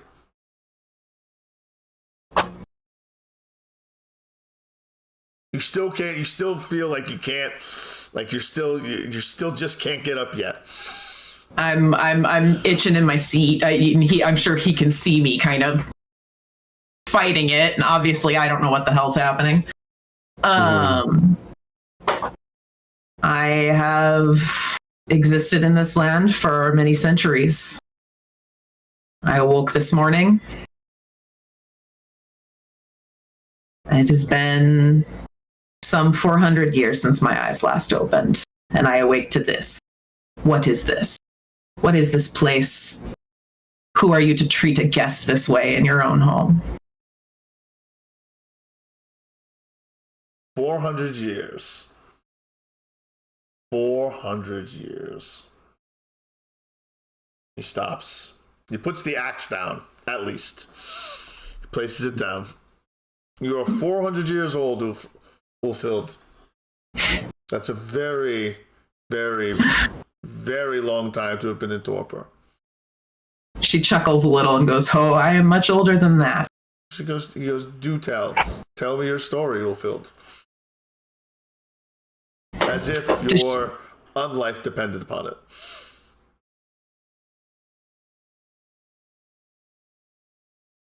I was born in the winter of Greenland.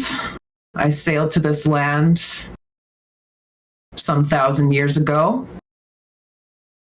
I have wandered it ever since. And now I come awake, find a world full of monsters. Has all the world become cursed as me? He starts to unbutton the plastic outfit. He takes it and he folds it. And he kind of like folds it up really nicely, as well as you can fold a plastic suit. And he kind of puts it off in the corner. He straightens his suit. He goes, "You can stand now." And you suddenly, as if he releases a mental control, you feel like you can get to your feet. Oh, I'm gonna bolt up immediately. He looks to Salvatore. He goes, "You did the right thing by bringing her to Eleanor's and not hiding her."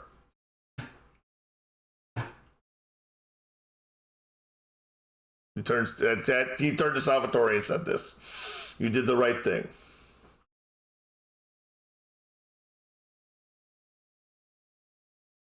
Well, we respect the traditions. I always try to do the right thing. But I believe Oldfield here, not to be a threat, but perhaps needing our assistance in acclimating to this fascinating modern age. "I see a weapon," he says. "I see a weapon against the Sabbat. Age versus youth.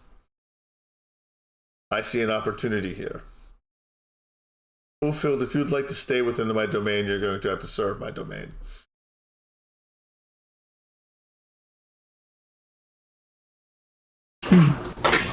Your domain, huh? Well, You probably used to lords like this back in the day. That's why they left to go to America. To get away right? from Exactly. Yeah, fuck those guys. You come to America, you wake up and it's the same shit. It's in the a same different thing. suit. In a different suit. I am going to kind of nod my head slowly, and I accept that you are the prince of these lands. I will honor your rules while I am in your domain, but you do not rule me.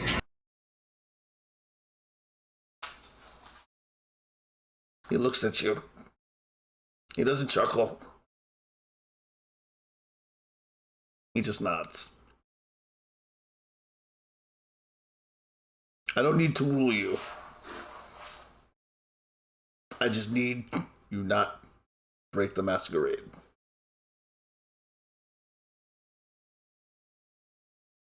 I have remained hidden from the human world for long.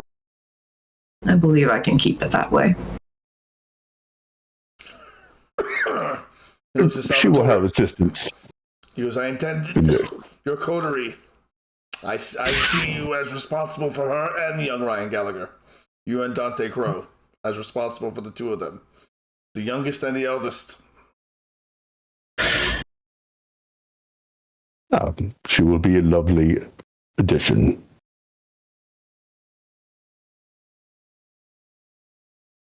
He strains his tie. And then he just nonchalantly says, "Well, that is all." My lord. Benedict, drive them home. The seneschal, a powerful kindred in his own right, says, "Yes, my prince." Nods his head 3 times, as if conditioned to do it so, and then walks out the front door. Probably is conditioned. The prince is such a Prince Lestrade. He is such a control freak. So I mean, just like the biggest control freak on steroids. So his underlings, I absolutely believe that he would condition them.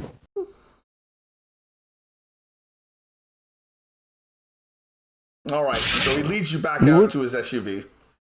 Right. And I give him an address that's like nowhere near my haven, but somewhere with access to the tunnels, and we can go from there. All right. So you're driving back in that general direction, away from downtown, and the directions you gave him to the tunnels. The entrance to the tunnels is outside the city. It's an old mining structure. It's the easiest way back in. While you're driving in that direction, he begins talking to you. He goes, "That went well." He goes, "That went very well. That could have gone worse." He seems a little bit panicky. He goes, "That went well," and he just keeps repeating that.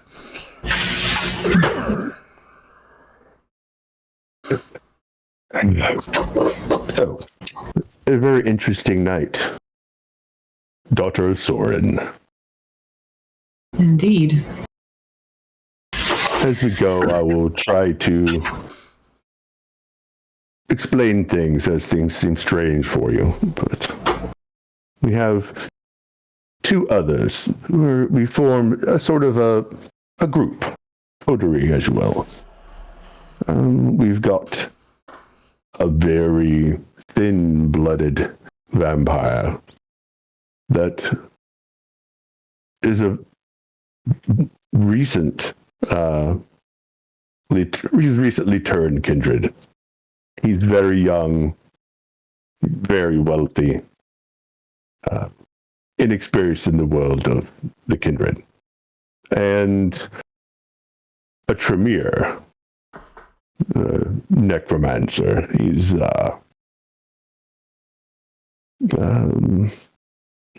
very talkative, but he does have social connections everywhere. So Tonight I have met a prince, I have met a witch, and now you say we have a necromancer as our friend. Tomorrow shall be an interesting day indeed. Friend is a very strong word. Speaking of an interesting day, the driver needs to make a drive test. Difficulty 4. All right, the driver swerves the vehicle out of a vehicle that's in the middle of the road with no lights on. He swerves out of the way and almost comes to a complete stop as he gets around the vehicle. You couldn't see it. It was completely dark, lights out. Just sitting there. Just sitting there in the middle of the road. No hazards on, nothing like that. Bennett's like, just keep driving. He's just like, keep driving.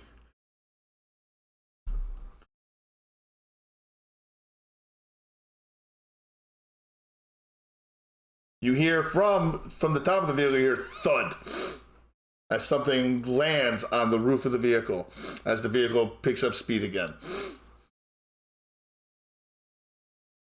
The fuck? I was going to say, I'm going to kind of look towards the roof of the car and be like, Repair your axe. Oh, yeah. Did I get my axe back from the prince? I should have asked that question sooner. Okay, fantastic. All right, you hear more banging on the roof, and I need another drive test real quick from the driver. I will activate a ability. Which okay? This guy can drive. Potence, lethal, or no? I'll do celerity. Rapid reflexes. Rapid reflexes? I don't think you need to really do anything for rapid reflexes. No, it's free. With this power, you suffer no penalty in your defense pools. They lack cover against fire. So it's not really. It doesn't really come into play just yet unless someone's shooting at you. Not yet. The driver later. I'm preparing. The driver swerves around another vehicle that's kind of created a choke point, and he swerves around that one. And as he swerves around that one, you hear another thud as something else lands on the roof of the SUV. Okay, at this point I have my axe out and I'm ready to go. All right, you hear laughter coming from outside the vehicle. As you hear a whine First a whine, and then a consistent chugga chugga chugga chugga chugga chugga chugga chugga chugga. As you little shimmy. No, not a shimmy. As if something started up. It sounds like a chain. Oh God. I'll have no idea what this noise is, of course. Yeah.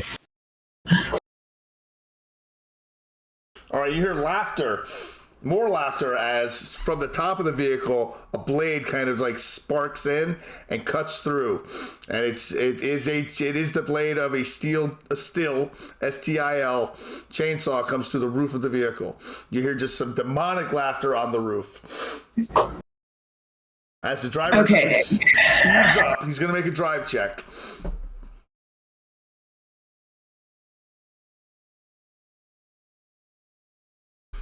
And he does just fine. And I need to make some Dex Athletics checks real quick. The driver was supposed to have failed though by now. Nope, he falls off.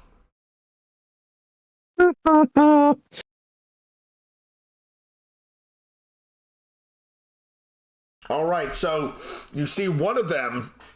You see a body actually fall off the vehicle, and you catch it in the window. It's cold outside. There's snow on the ground. It's a shirtless person wearing board shorts and flip flops falls off the vehicle, and you see, then you see other legs just sort of swinging, kind of holding on, and you can see the blade in the vehicle kind of like rocking back and forth as they're holding on. They almost nearly fell off, but they pulled themselves back up onto the vehicle and begin sawing open the top of the SUV. What do you do? I'm in the back seat, right? You're in the back seat, yes. I'm going to pop the door open, and I'm assuming this thing has a rack on the top, like a runner that I can grab onto, so I can kind of pull myself up to see who's up there. All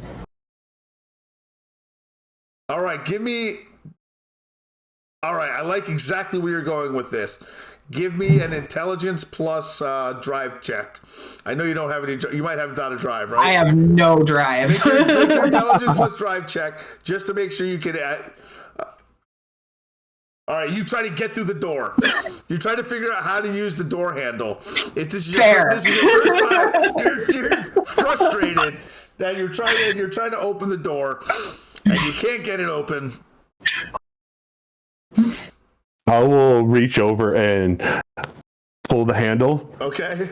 So she can go, and then I'm going to pop open the door on the other side right afterwards. All right, Uthil, you've never experienced this sense of speed before in your entire life. Everything is whipping by you faster than you've ever seen before. You're probably going at 30 miles an hour at this point because he's just made a hard turnaround, another choke point. All right. Oh, I thought you said he came to a screeching halt. No, he did not come to a screeching halt. He has not had to stop at all. He has not failed a single drive test. Yeah, he's still going. He's still going, and you've lost one of your pursuers. All right, so Salvatore, what do? You open the door? Yeah, I didn't realize that we were still moving. No, it's still fine. I mean, you're not going to get road rash. You're probably not going to fall out, probably. Probably. Yeah. Oh, no, I was thinking in a different way. We're still moving, so. Oh, you don't open the door. Uthil does open her door because he doesn't know any better. And you get this sense of speed, and you look up. It's like kind of being on a horse, but faster. And you do see a rack that you can reach up and grab if you wanted to. You pull out, and you see a human, a shirtless human, wearing shorts. Short pants that you can see its knees, shoeless, just holding on to a contraption that's kind of lodged and stuck in the roof of the vehicle very inadequately. And he's trying to get it out. He's stuck, and he's pulling and pulling, and he's kind of chuckling while it's happening. What do you do? I'm gonna be holding onto the rack with one hand. I'm gonna take my my right hand, and I'm gonna just go for the ankle that's closest to me with the axe, try and knock him down. All right, give me a strength plus melee. Let's see. I would let you use your dexterity if you weren't holding on for dear life. Yeah, your dexterity is already in use. Oh my god! Okay. So I thought I was a combat character.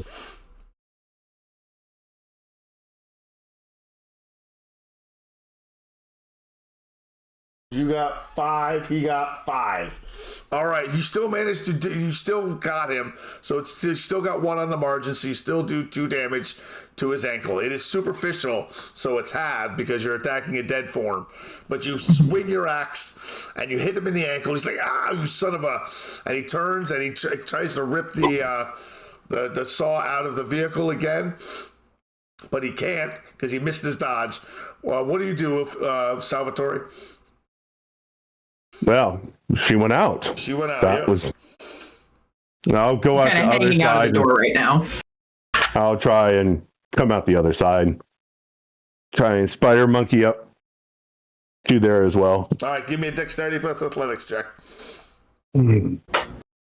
That's 7 for me. 7 Can I for take you? half? Yeah, you can just take half. Yeah. You get out there. You can climb to the top if you want. Without even having to do it. So that's your whole action. If you want to attack, you can. You just have a -2 to do it. If you want to attack right out there. Because you took a minor action to climb out. Yeah.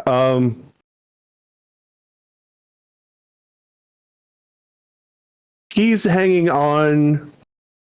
Where's the I'll just basically go, oh. I'm gonna grab hold of him and bite him. All right, so you need to make a strength plus brawl to try to grapple him, and he makes a death plus athletics -1 to resist. It's 4. So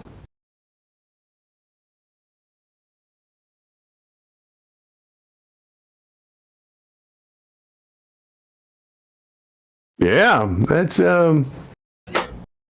All right, use a willpower to. Yes, you may. You can re-roll those 2 non-hunger dice, and you got to get more than. All right, so you only, so you do not. You miss him. You do not manage to grab him. He dodges out of the way, and it's precarious. You feel like you're almost about to fall off the car. All right, Uthild, you see Salvatore reaches for the man. Misses, nearly falls. Now it's his turn. He pulls the blade, the chainsaw out, and it's still going. And he swings it at Salvatore, who just tried to grab him. That's his. He's got a -2 to his action. Because he's dodged twice already. So roll. No, I don't. That's not how I roll. This is how I roll. This is how I roll. That's too many dice. I said -3. Salvatore, you need to make a dexterity plus athletics check. All right. Your margin is 3. You want to get more than 3. You can't take half, but because it's what's your dex athletics? 7. You can take half. 6. Oh, 6. You can take half and dodge that. No, you can't because then you would take a damage. You actually have to roll this because the margin. Yeah, I've got 7. So. All right, so you get a critical success and dodge out of the way, managing to secure your footing on the car again as it's going 35 miles an hour down a dark street. The driver needs to make a test.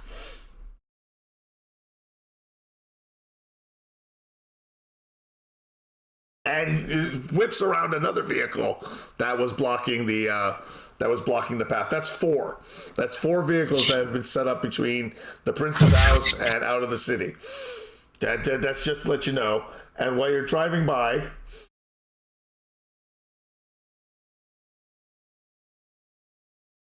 another board short wearing a woman appears, drops out of a tree, lands on the car wearing a bikini.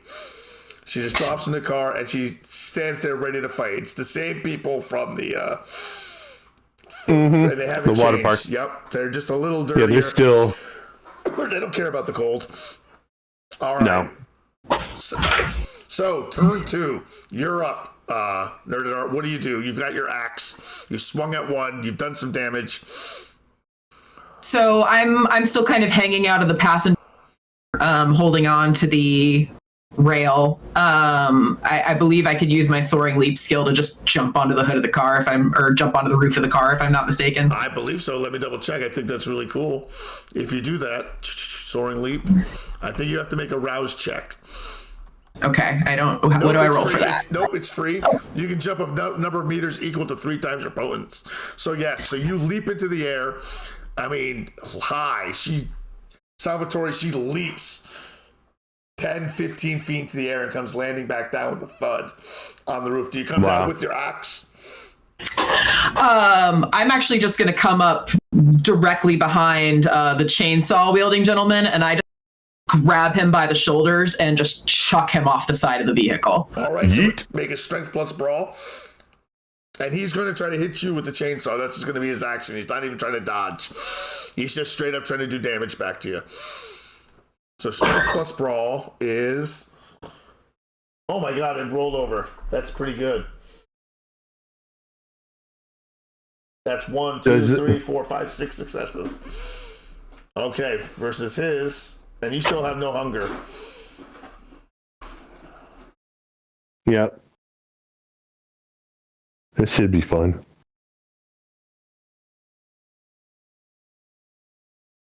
One, 2, 3, 4, 5, 6. All right.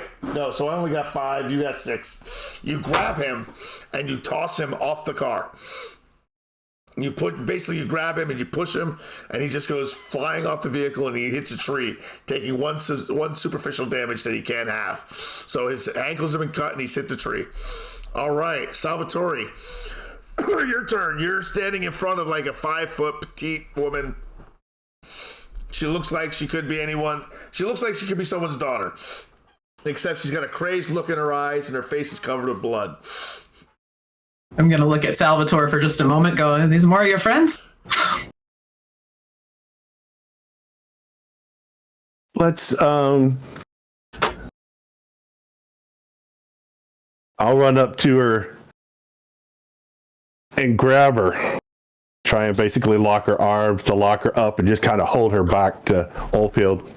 All right, you're going to try to grapple her. She's going, well, you're approaching her. She's going to kind of like duck down and come swinging with an uppercut.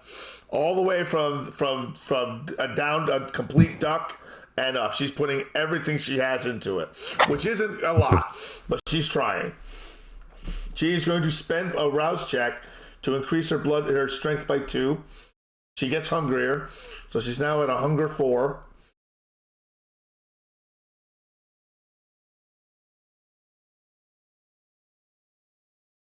And she gets a +2 dice. Roll your strength plus brawl. Oh, she got a critical success. 1, 2, 3, 4, 5, 6. Can I just Can I just dodge out of it? No, because you were trying to grapple her. So you're both. So it's both of you acting at the exact same time. Oh, we're both going at the same time. Exactly. Okay, so hers and mine. So 4, 6. 6 plus a specialty in grappling. Yep. She has 6 successes. That should be interesting.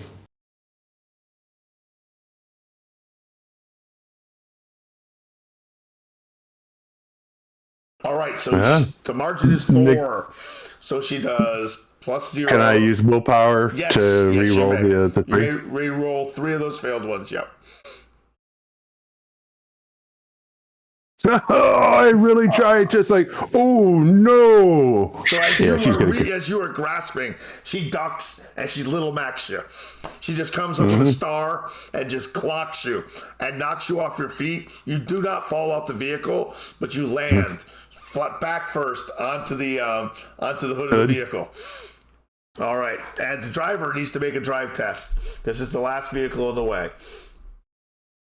5 vehicles in the way now? 5 vehicles in the way.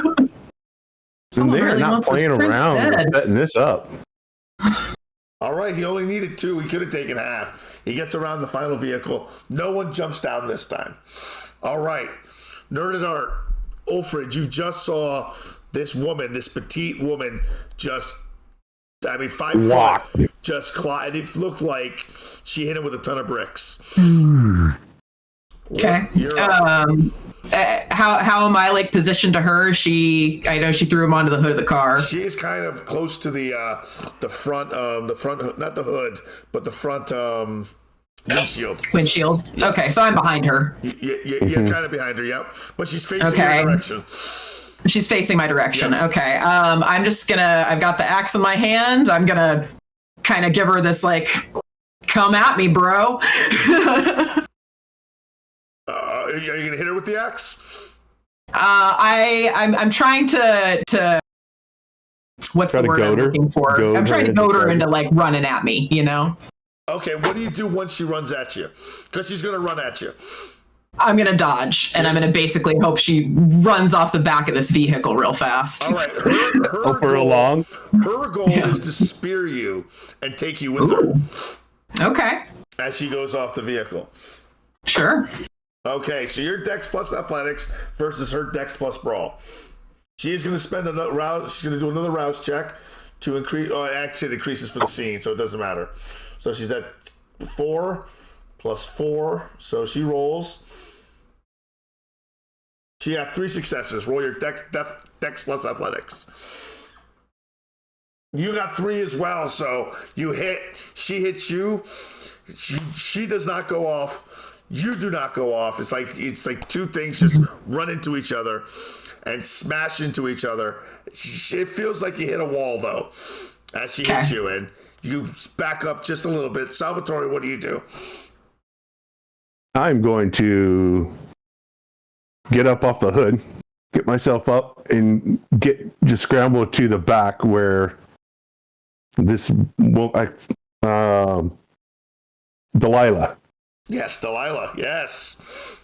And since she's busy, now I'm going to try and ball her up. All right, strength plus brawl. She does get to make a dodge check. It has that -1. But she doesn't get her bonus to it because it's not the strength. All right. She got a 3. And I want to activate my potence as well. What do you have for potence? What level of potence? You have potence 1. What's your power? I have potence 1. It's the pardon for combat. His bones are. He does hold on. Lethal body. You have lethal body. Lethal body. Now, you do aggravated damage to mortals.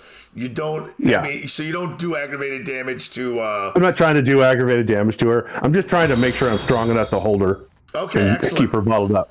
Thank you, Hatter Z, for being follower number 400. Yay, 400. Yeah. Oh, that's my daughter. We made it. Goal. Congratulations, bro. Congrats, Zed. Whoop, whoop, 400 flex. All right, so you attempt to grab her. Mm-hmm. And she kind of uses Ulfrid to kind of get between you two. So you don't actually manage to grab a hold of her. So, because you're both tied. We did. Can I use willpower to exceed? You can't. You may attempt. Hold on. Can you? You may re-roll one of those willpower. No, you may re-roll. Yeah. Yeah, go ahead. I'm sorry. You're right. You can re-roll 2 of those willpower. There you go. Oh, every time it fails. You're down 3 willpower. I'm down 3 willpower. Yeah, but that's what's it's supposed to be used. All right, we're at turn 3. So the driver, he twists, he turns. And as he does that, I need everyone to make a Dex plus Athletics check. Oh, here we go. 3, 7. Yes. That's me.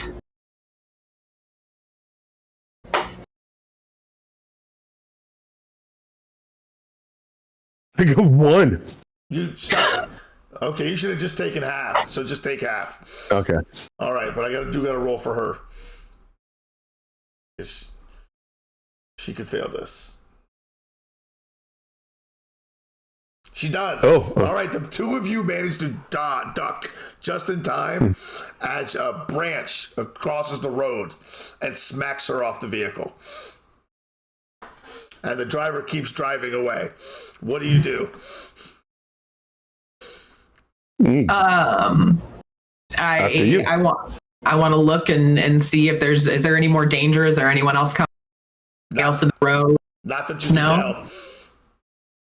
Okay. I'm gonna kind of look at Salvatore. It's been a very interesting evening, and I'm gonna lower myself back into the back passenger side of the vehicle.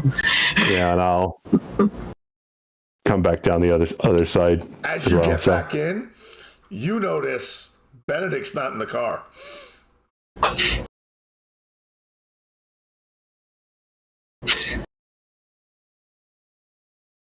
Where did the seneschal where did the seneschal go?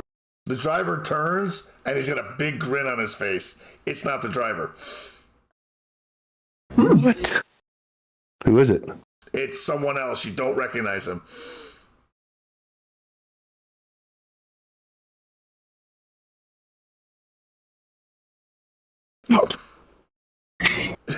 So you're gonna try to yank him out? Yeah. Get out! We're getting out of the vehicle. Yeah. Okay, are we getting out of the vehicle, or is he getting out of the? I figured there was a glass. What's going on? I have to take my lead from Salvatore. No, it's an SUV. Oh, it's an SUV. It's an SUV, okay. Yeah. So, well, we're about to get in a wreck. Flee! Oh, Phil! Chuck myself out a window. Chuck myself out the door. Out the door, you're both okay. Give me a dex. I'll follow his lead and dive out the side. Dex plus athletics. If you have more than a six or better dice pool, you can take half to roll. I'll take half. What's your? I've got 6. You got 6, so you get self-feed out. You tuck and roll, and you come up with no damage as the car just speeds away, and you hear laughter.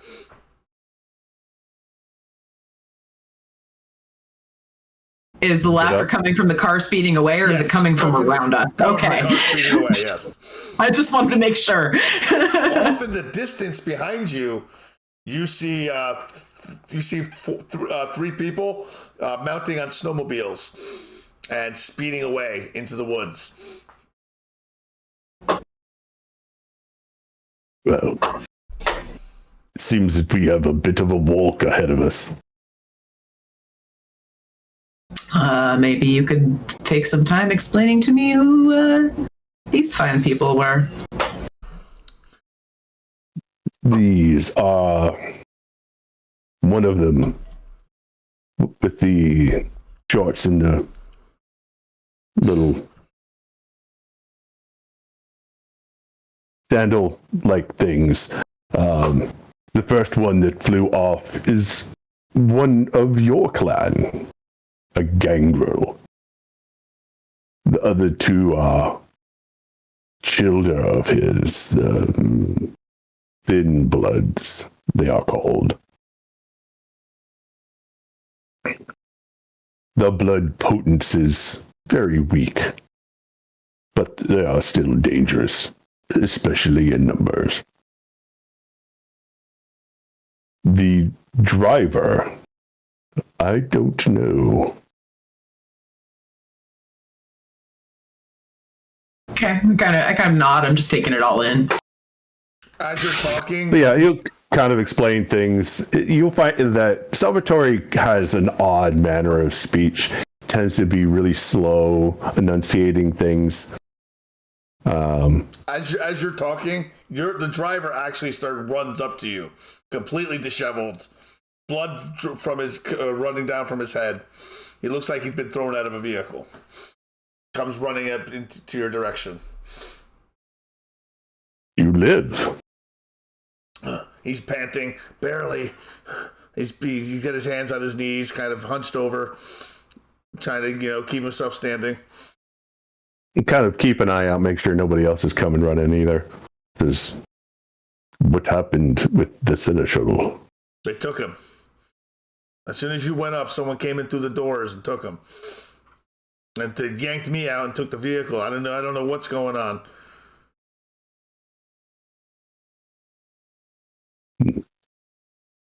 Very well. It was at the last car. I went around it. Next thing I know, I'm getting thrown out. You did very well. Come. We're going to keep moving towards the city. All right, so as you are walking, you're walking toward the industrial district so you can get into the mine shafts, correct? Mm-hmm. All right, so you take your walk there. It's going to take you a better part of an hour to walk there. I believe it. Yeah, there's no sidewalks. There's just roads and snow. So as you're walking the road, not many cars pass you at this time of night. None of them stop for you at all. They just seem to. It's the world of darkness. They just go along their way.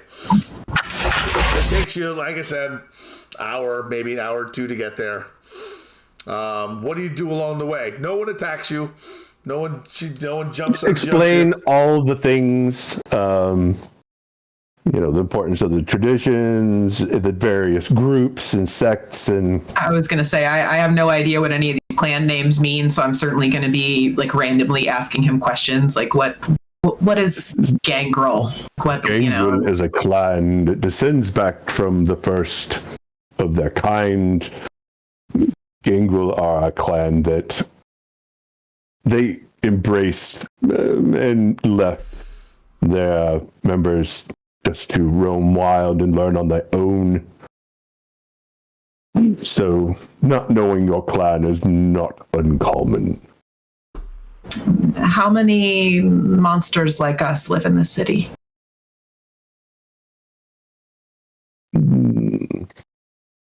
Approximately 30.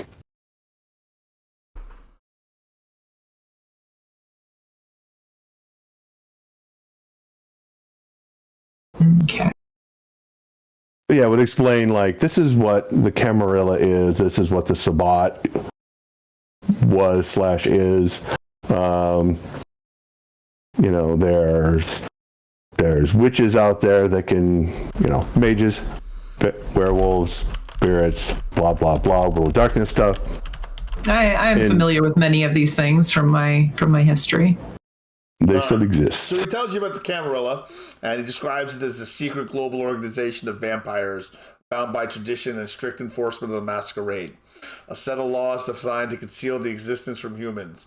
It's a rigid hierarchical society ruled by the prince and the inner circle of influential elders who govern each domain. The Camarilla prides itself on maintaining order, fostering political alliances, ensuring the survival of vampire kind through diplomacy and control. However, beneath its veneer of unity lies a web of intrigue, power struggles, and manipulation. So the Camarilla is the overarching government over vampires. And that's kind of what he's explaining. I didn't need to mansplain it, but I did anyway. It's good for the viewership. I actually read a lot about it in the setup for my character, so yeah. It's good stuff. He would give you the since we've got time, he would explain all the things and be as forthright and honest about them as possible, like the politics and the manipulation, all the things. These are common. Okay. I can see what you mean based on the ladies I met earlier. Yes. They are part of that council. Explain what the Sabbat were. They're the ones that eschewed, all order and all that, and see themselves as inheritors of Cain, and we're going to rule them, and they're just cattle, and blah, blah, blah, blah, blah. And they murder and all that. They don't care about the Masquerade because they're cheap, and the Lord didn't want them shorn. He wouldn't have made them cheap, that kind of thing. Simmer down. So you finally get to the tunnels. You arrive, and it's the opening to the shaft is in a building. It's an old wooden building, probably now at this point a century old. It's an old mine shaft building, and inside the building there is a open shaft that leads to old mining tunnels that lead to the tunnel system, the only tunnel system that kind of leads to the city. It's a very intricate mine, and Salvatore will have to bring you down there and show you the way. Okay. I will activate my Eyes of the Beast so I can see where I'm going. When she gets into the darkness, you notice her eyes turn bright red, and they glow in the dark, much like the Gangrel did before. That is a favorite of mine as well. His eyes go red.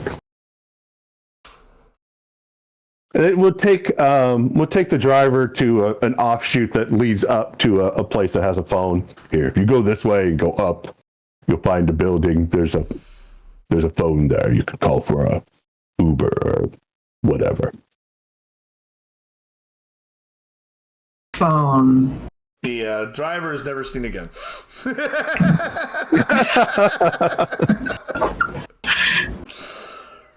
So, yeah, he says, now, this is, as you would know, vampires tend to be very secretive of their domains, their havens. I'm going to share this with you in trust. It leads you the way, and it's just a section of tunnel that's boxed off, and you move some sheet metal, move this out of the way, go inside. There's the door, there's locked, and all the things. That takes you to another thing, and anyways, it's over the river and through the woods to a fairly Spartan room as far as, well, size. So it's just not that big, but he's got a cot, and he's got like some lanterns and candles, and then he's got a bunch of pins, and he's got like a board up that he's pinned all kinds of little notes and strings. And it's totally that wacky, crazy conspiracy theory guy who's got all the things. He literally has that on a wall with like notes and sheaves and like a little bookshelf with tons of little handwritten journals. I'm gonna be pretty fascinated by this board of his. I'm gonna kind of be looking at it. You know? We've got time. It would basically show her the Venn diagram of the city. This is what I know. Do you have a map up on this? Yeah, it's like a map. It's like every conspiracy theorist little layer that you could think of has got a map and little red dots and push pins and then all the little notes and sticky notes and strings and yarn and I'm gonna all that good stuff.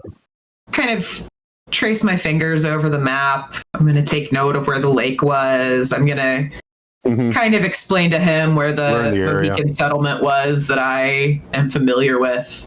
That I know nothing of this city. The Mohicans amongst the Algonquin tribes. I knew of them, but did not interact much with them back in the old days. I lived on the outskirts of their community for many years.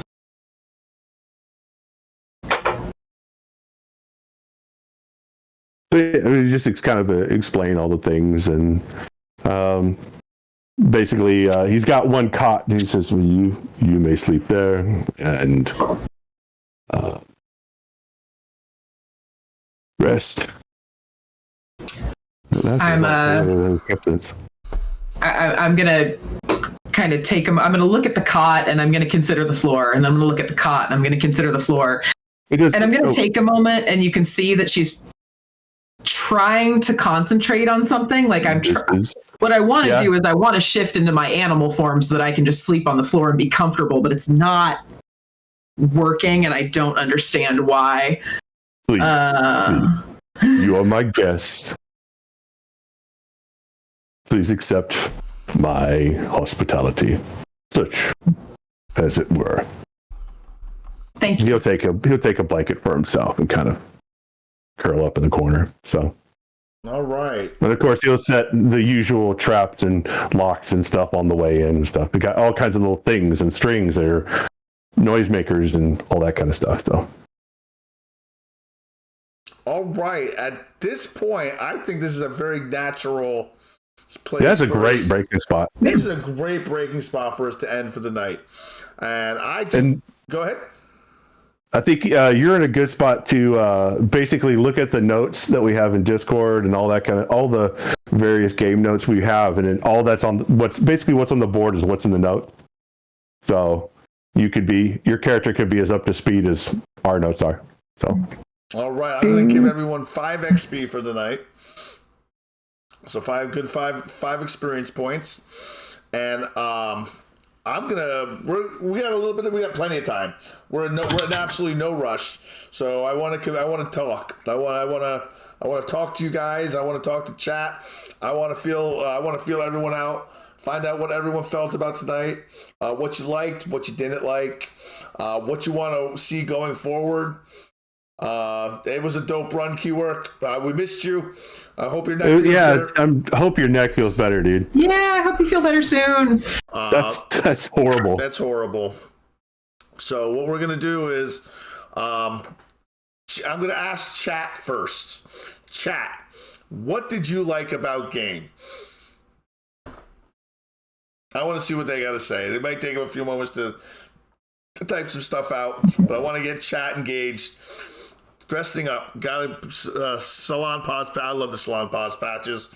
They feel lidocaine. Little lidocaine. Yep, they feel so good. Feel so good. Salon pause. All right, and I want you two to think about what you liked, what you didn't like. I know this is your first role play with me, Nerded Art, so I want you to really put some thought into that. Ready for bed after steering meds. I feel that, Keywork Savior. All right, so yeah, no worries, brother. I'll take the lead on it, so she has an example. Oh, hold up, Mr. Title 11 Bravo says the pacing was good. Love Salvatore's helpiness. I like that too. I liked how he was just willing to step out and just be useful. Most vampires might not be right from the rip, so I really did appreciate that. Title 11 Bravo, you go. Let's see. I like the characterization of the harpies, the three lead, the people at Elysium who are like the gossip mill, and they're literally little harpies, right? And the Toreador Prim, the Tremere Prim, and the hostess. Oh man! And the thing is if this had gotten into any kind of like an altercation, oh man, they're way powerful. But I think you really did the characterization of them very well. I was not expecting the car chase thing or not chase, but kind of a chase. The car ride thing. That was not a direction I saw coming, and that was cool. I'm glad we got a returning bad guy, so that's fun. There's a lot to like. Nerded Art really did a great job. Like she was dominated. She was fighting. Go, girl, fucking resist.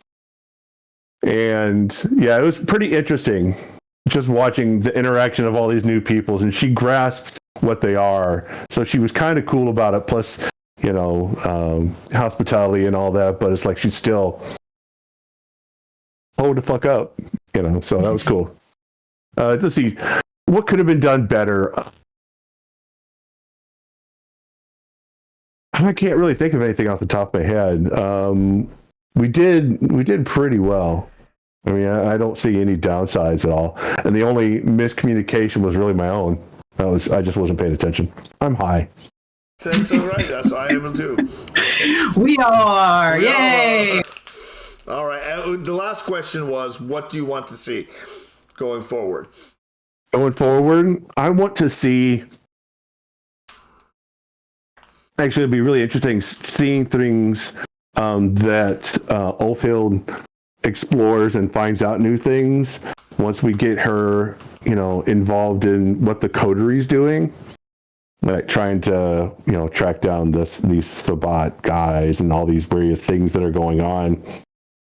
Now we have a kidnapped vampire, apparently. So yeah, we have a kidnapped vampire, so things got really interesting.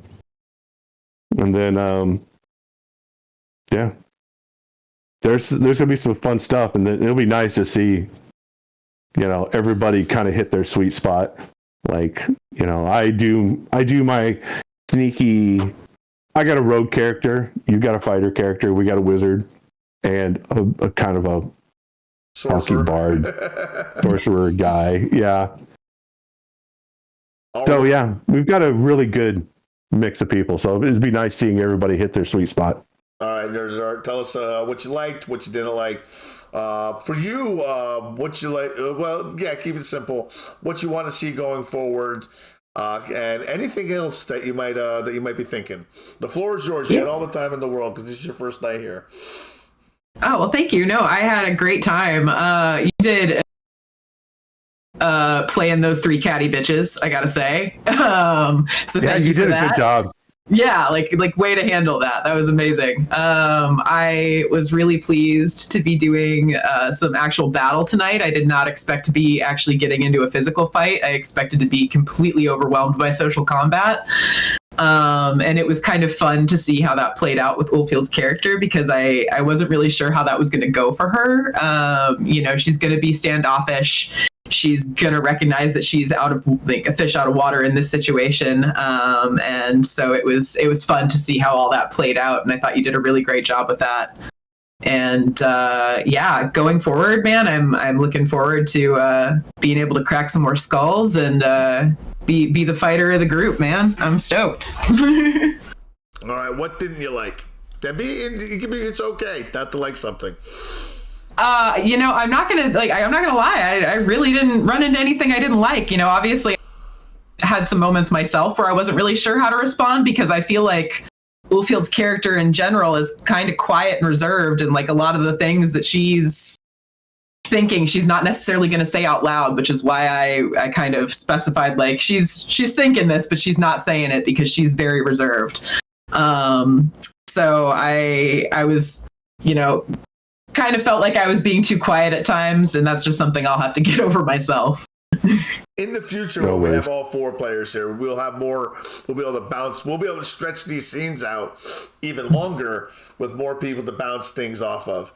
I'm glad it's harder when there's 2. It's hard. It is harder when there's 2. That's why I'm cutting us off at 12 as opposed to stretching us out to 1, because there's literally we ran through everything that I prepared.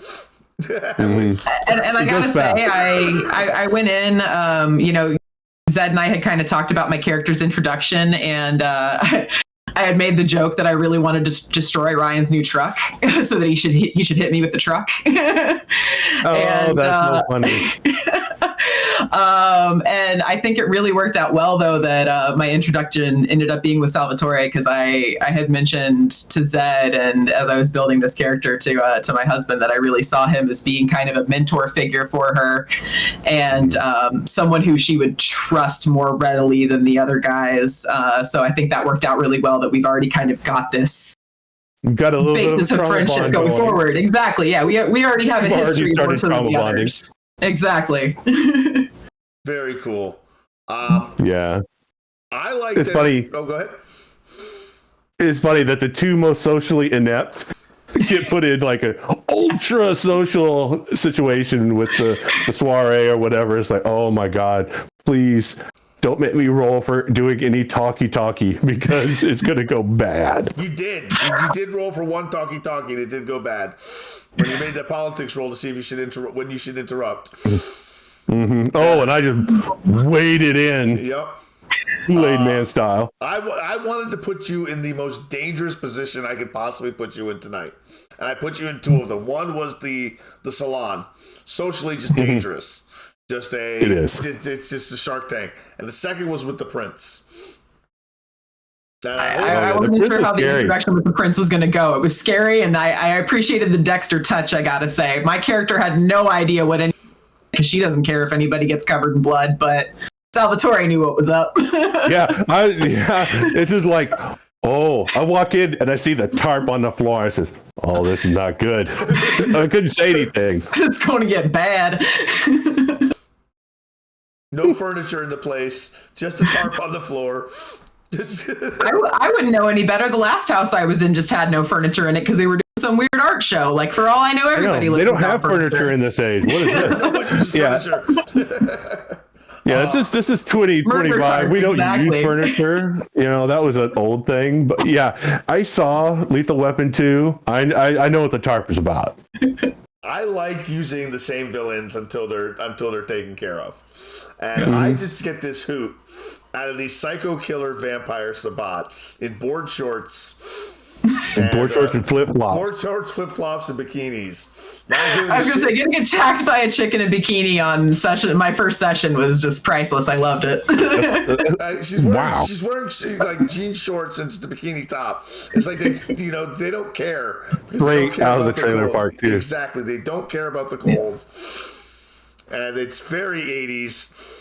And I got to give it props for Salvatore for remembering Delilah's name. It was Delilah. I remembered them. It was Delilah. I keep them on the list. Yep. And no one still knows the sire's name. No one's gotten his name. Interesting tidbits of information that are out there tonight. I need to construct my own version of Salvatore's conspiracy board, but it just needs to be like mapping all Camarilla people. Well, I was actually going to mention that it's part of the game. It's called making a relationship map. It's writing down the character's name and how they interact with you, and that map can get a little out of control. If you ask some of the werewolf players, it's getting or Salvatore's because he went through the Elysium on the first night. Yeah, I've got literally this whole crisscrossy map of who's who and all that stuff. Is like, oh my gosh. I love it. Yeah, I'm running out of room. Starting my own version of that tonight. What I didn't like about game, I miss having everyone here. It's no one's fault. I just miss having everyone here tonight. Well, key work. I mean, that guy. Yeah, I mean, for real. But I do miss having because everything we would have had almost all the same scenes, like the salon. We would have done the salon. We would have gone to the princes. But I could see that it would have been different in every. With the whole coterie there, it could have gone differently. The harpy scene would have been different because of the connection that Dante has to Juliet. Mm-hmm. No, don't be sorry. Oh, don't be sorry, Keyword. No, for sure. No, don't listen to Keyword. I am looking forward to playing on the sympathy card here. Sympathy card over there. So I gave everyone 5 XP. Remember to use the server for downtime actions. Wednesday, let me know if and when. Very important. If and when you guys are available for downtime actions. Wednesday, Friday actually works great for me. Yeah. Okay, excellent. Well, we can definitely book time because I got the new background for it. It's going to look great. It's going to look fantastic. Yeah. And not everyone can do downtime actions because some people work. So if you want to do a downtime action and you can't make it to my stream because it happens when people, normal people have jobs and are working, you can always just send me a message and say, Zed, this is what I want my character to do for the week. What do I have to do? And I'll tell you what role we're going to make, and I'll send you results. And I'll send you some XP. You don't have to get super involved. You can just say, Zed, I want to do this. And I'll tell you if you do it or not. It's too easy. You don't have to go on and spend 3 hours. It's absolutely worth it. Yeah, I gotta say thank you so much for getting that Discord set up. It's great to have all of the information there readily available. And yeah, definitely. Dates of this is what's happened at Lake Blackwater while you guys have been, hanging out. You got this doggone earthquake thing going on. That's awesome. And I don't even really know about that. I mean, I just woke up to someone probably what woke you up. A mistake from my heart. Yeah, exactly. I really don't know about the circumstances of my waking. Cave to let the farmer in. Mm-hmm. Yeah, so I figured you were walled up somewhere. They put you behind a wall and bricked it in, and earthquake shook it down or something. That's what I figured happened. What did you guys feel about the flashback? That was awesome. I thought it was cool as shit. Yeah, I wasn't sure what to expect because, like I said, you and I had discussed the manner of how my character would wake up and all that, and I wasn't really sure. I know you had already kind of set up the scene, but I wasn't sure what it was going to entail. So I was super stoked on that. That scene was awesome. Thank you. Very cool. Excellent. Now let me take a look at who we can raid. I want to thank all the raids I got tonight. The raid I got from Nerdwire. Thank you so much. Thank you for all the followers. Hatters and Warhawk. We met the goal of 400, which is great. I don't have a Congratulations, dude. I'm not setting another goal till 500, and I don't have any special celebrations planned, but it was nice to hit that 400 mark. It's taken me the first couple years I streamed, I got to 300 really fast. That stretch from 300 to 400, that's it's great. It's impressive to script a predetermined outcome scene that doesn't feel that way. Yep, that's exactly what I was going to read out for you. That's really, really good because it didn't feel predetermined. It felt like a scene. Oh, and it was really well done. That's really thank well you. done. I'm glad you guys like that. I worked pretty hard on it. I wanted it to be something that everyone liked, but it was a little less freeform than the way I ran it, because I wanted to give you some agency in it at least. Give you as much as I possibly could without. Oh, what's going on? Mute that. So who is on? I don't think there's anyone from the community on. No, there's no one from the community on. Thank you for, like I said, thank you for all the follows. Thank you for the subs. Thank you for the raids. I truly appreciate all the support. Everything goes back to the stream. But we will also be soon, you'll be able to, once I get everyone's coffee links, you will be able to donate directly to the cast to make, if you want. Yeah, a little bit here, a little bit there. If they can get a cup of coffee a month based on what we do, I'm super happy for everybody. All right, so there is no one from the community on. So we're going to raid Retro Perspective. He is an amazing retro streamer. It's just a wealth of knowledge on everything. He's a Canadian philosopher. Oh, we're in an ad break, so I'll wait till the ad's over. He's a Canadian philosopher. He reads philosophy books on Tuesday. He's amazing. He's a great raid target. He's playing Wonder Boy 3 tonight, so it's going to be a great game. He's just great. And we got 1 minute, 10 seconds. So if anyone who can hear me, do you have any questions I can answer? That goes to you guys too.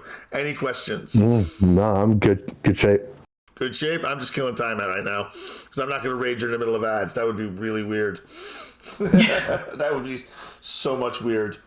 But I can set the I can set it up though. Raid retro perspective _ All right, that's an invalid username. That is not an invalid username. If you do /raid and you put @ it should pop up and have the ones, just put R and it should give you a list.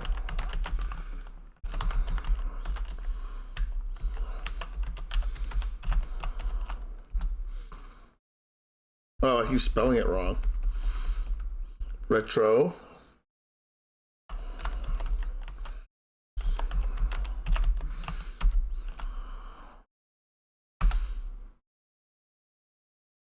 Thanks, hubby. Thanks, hubby. Thank you so much, hubby.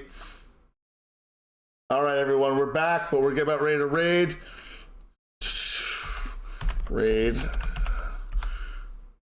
There we go. The raid has been created, everyone. Stick with me while we go see him. Thank you, everyone, for being here. Wednesdays and Fridays, downtime actions. Saturday for Werewolf, and Thursday night for Border Jams. All right, everyone, here we go. Thank you very much. Borderlands. Did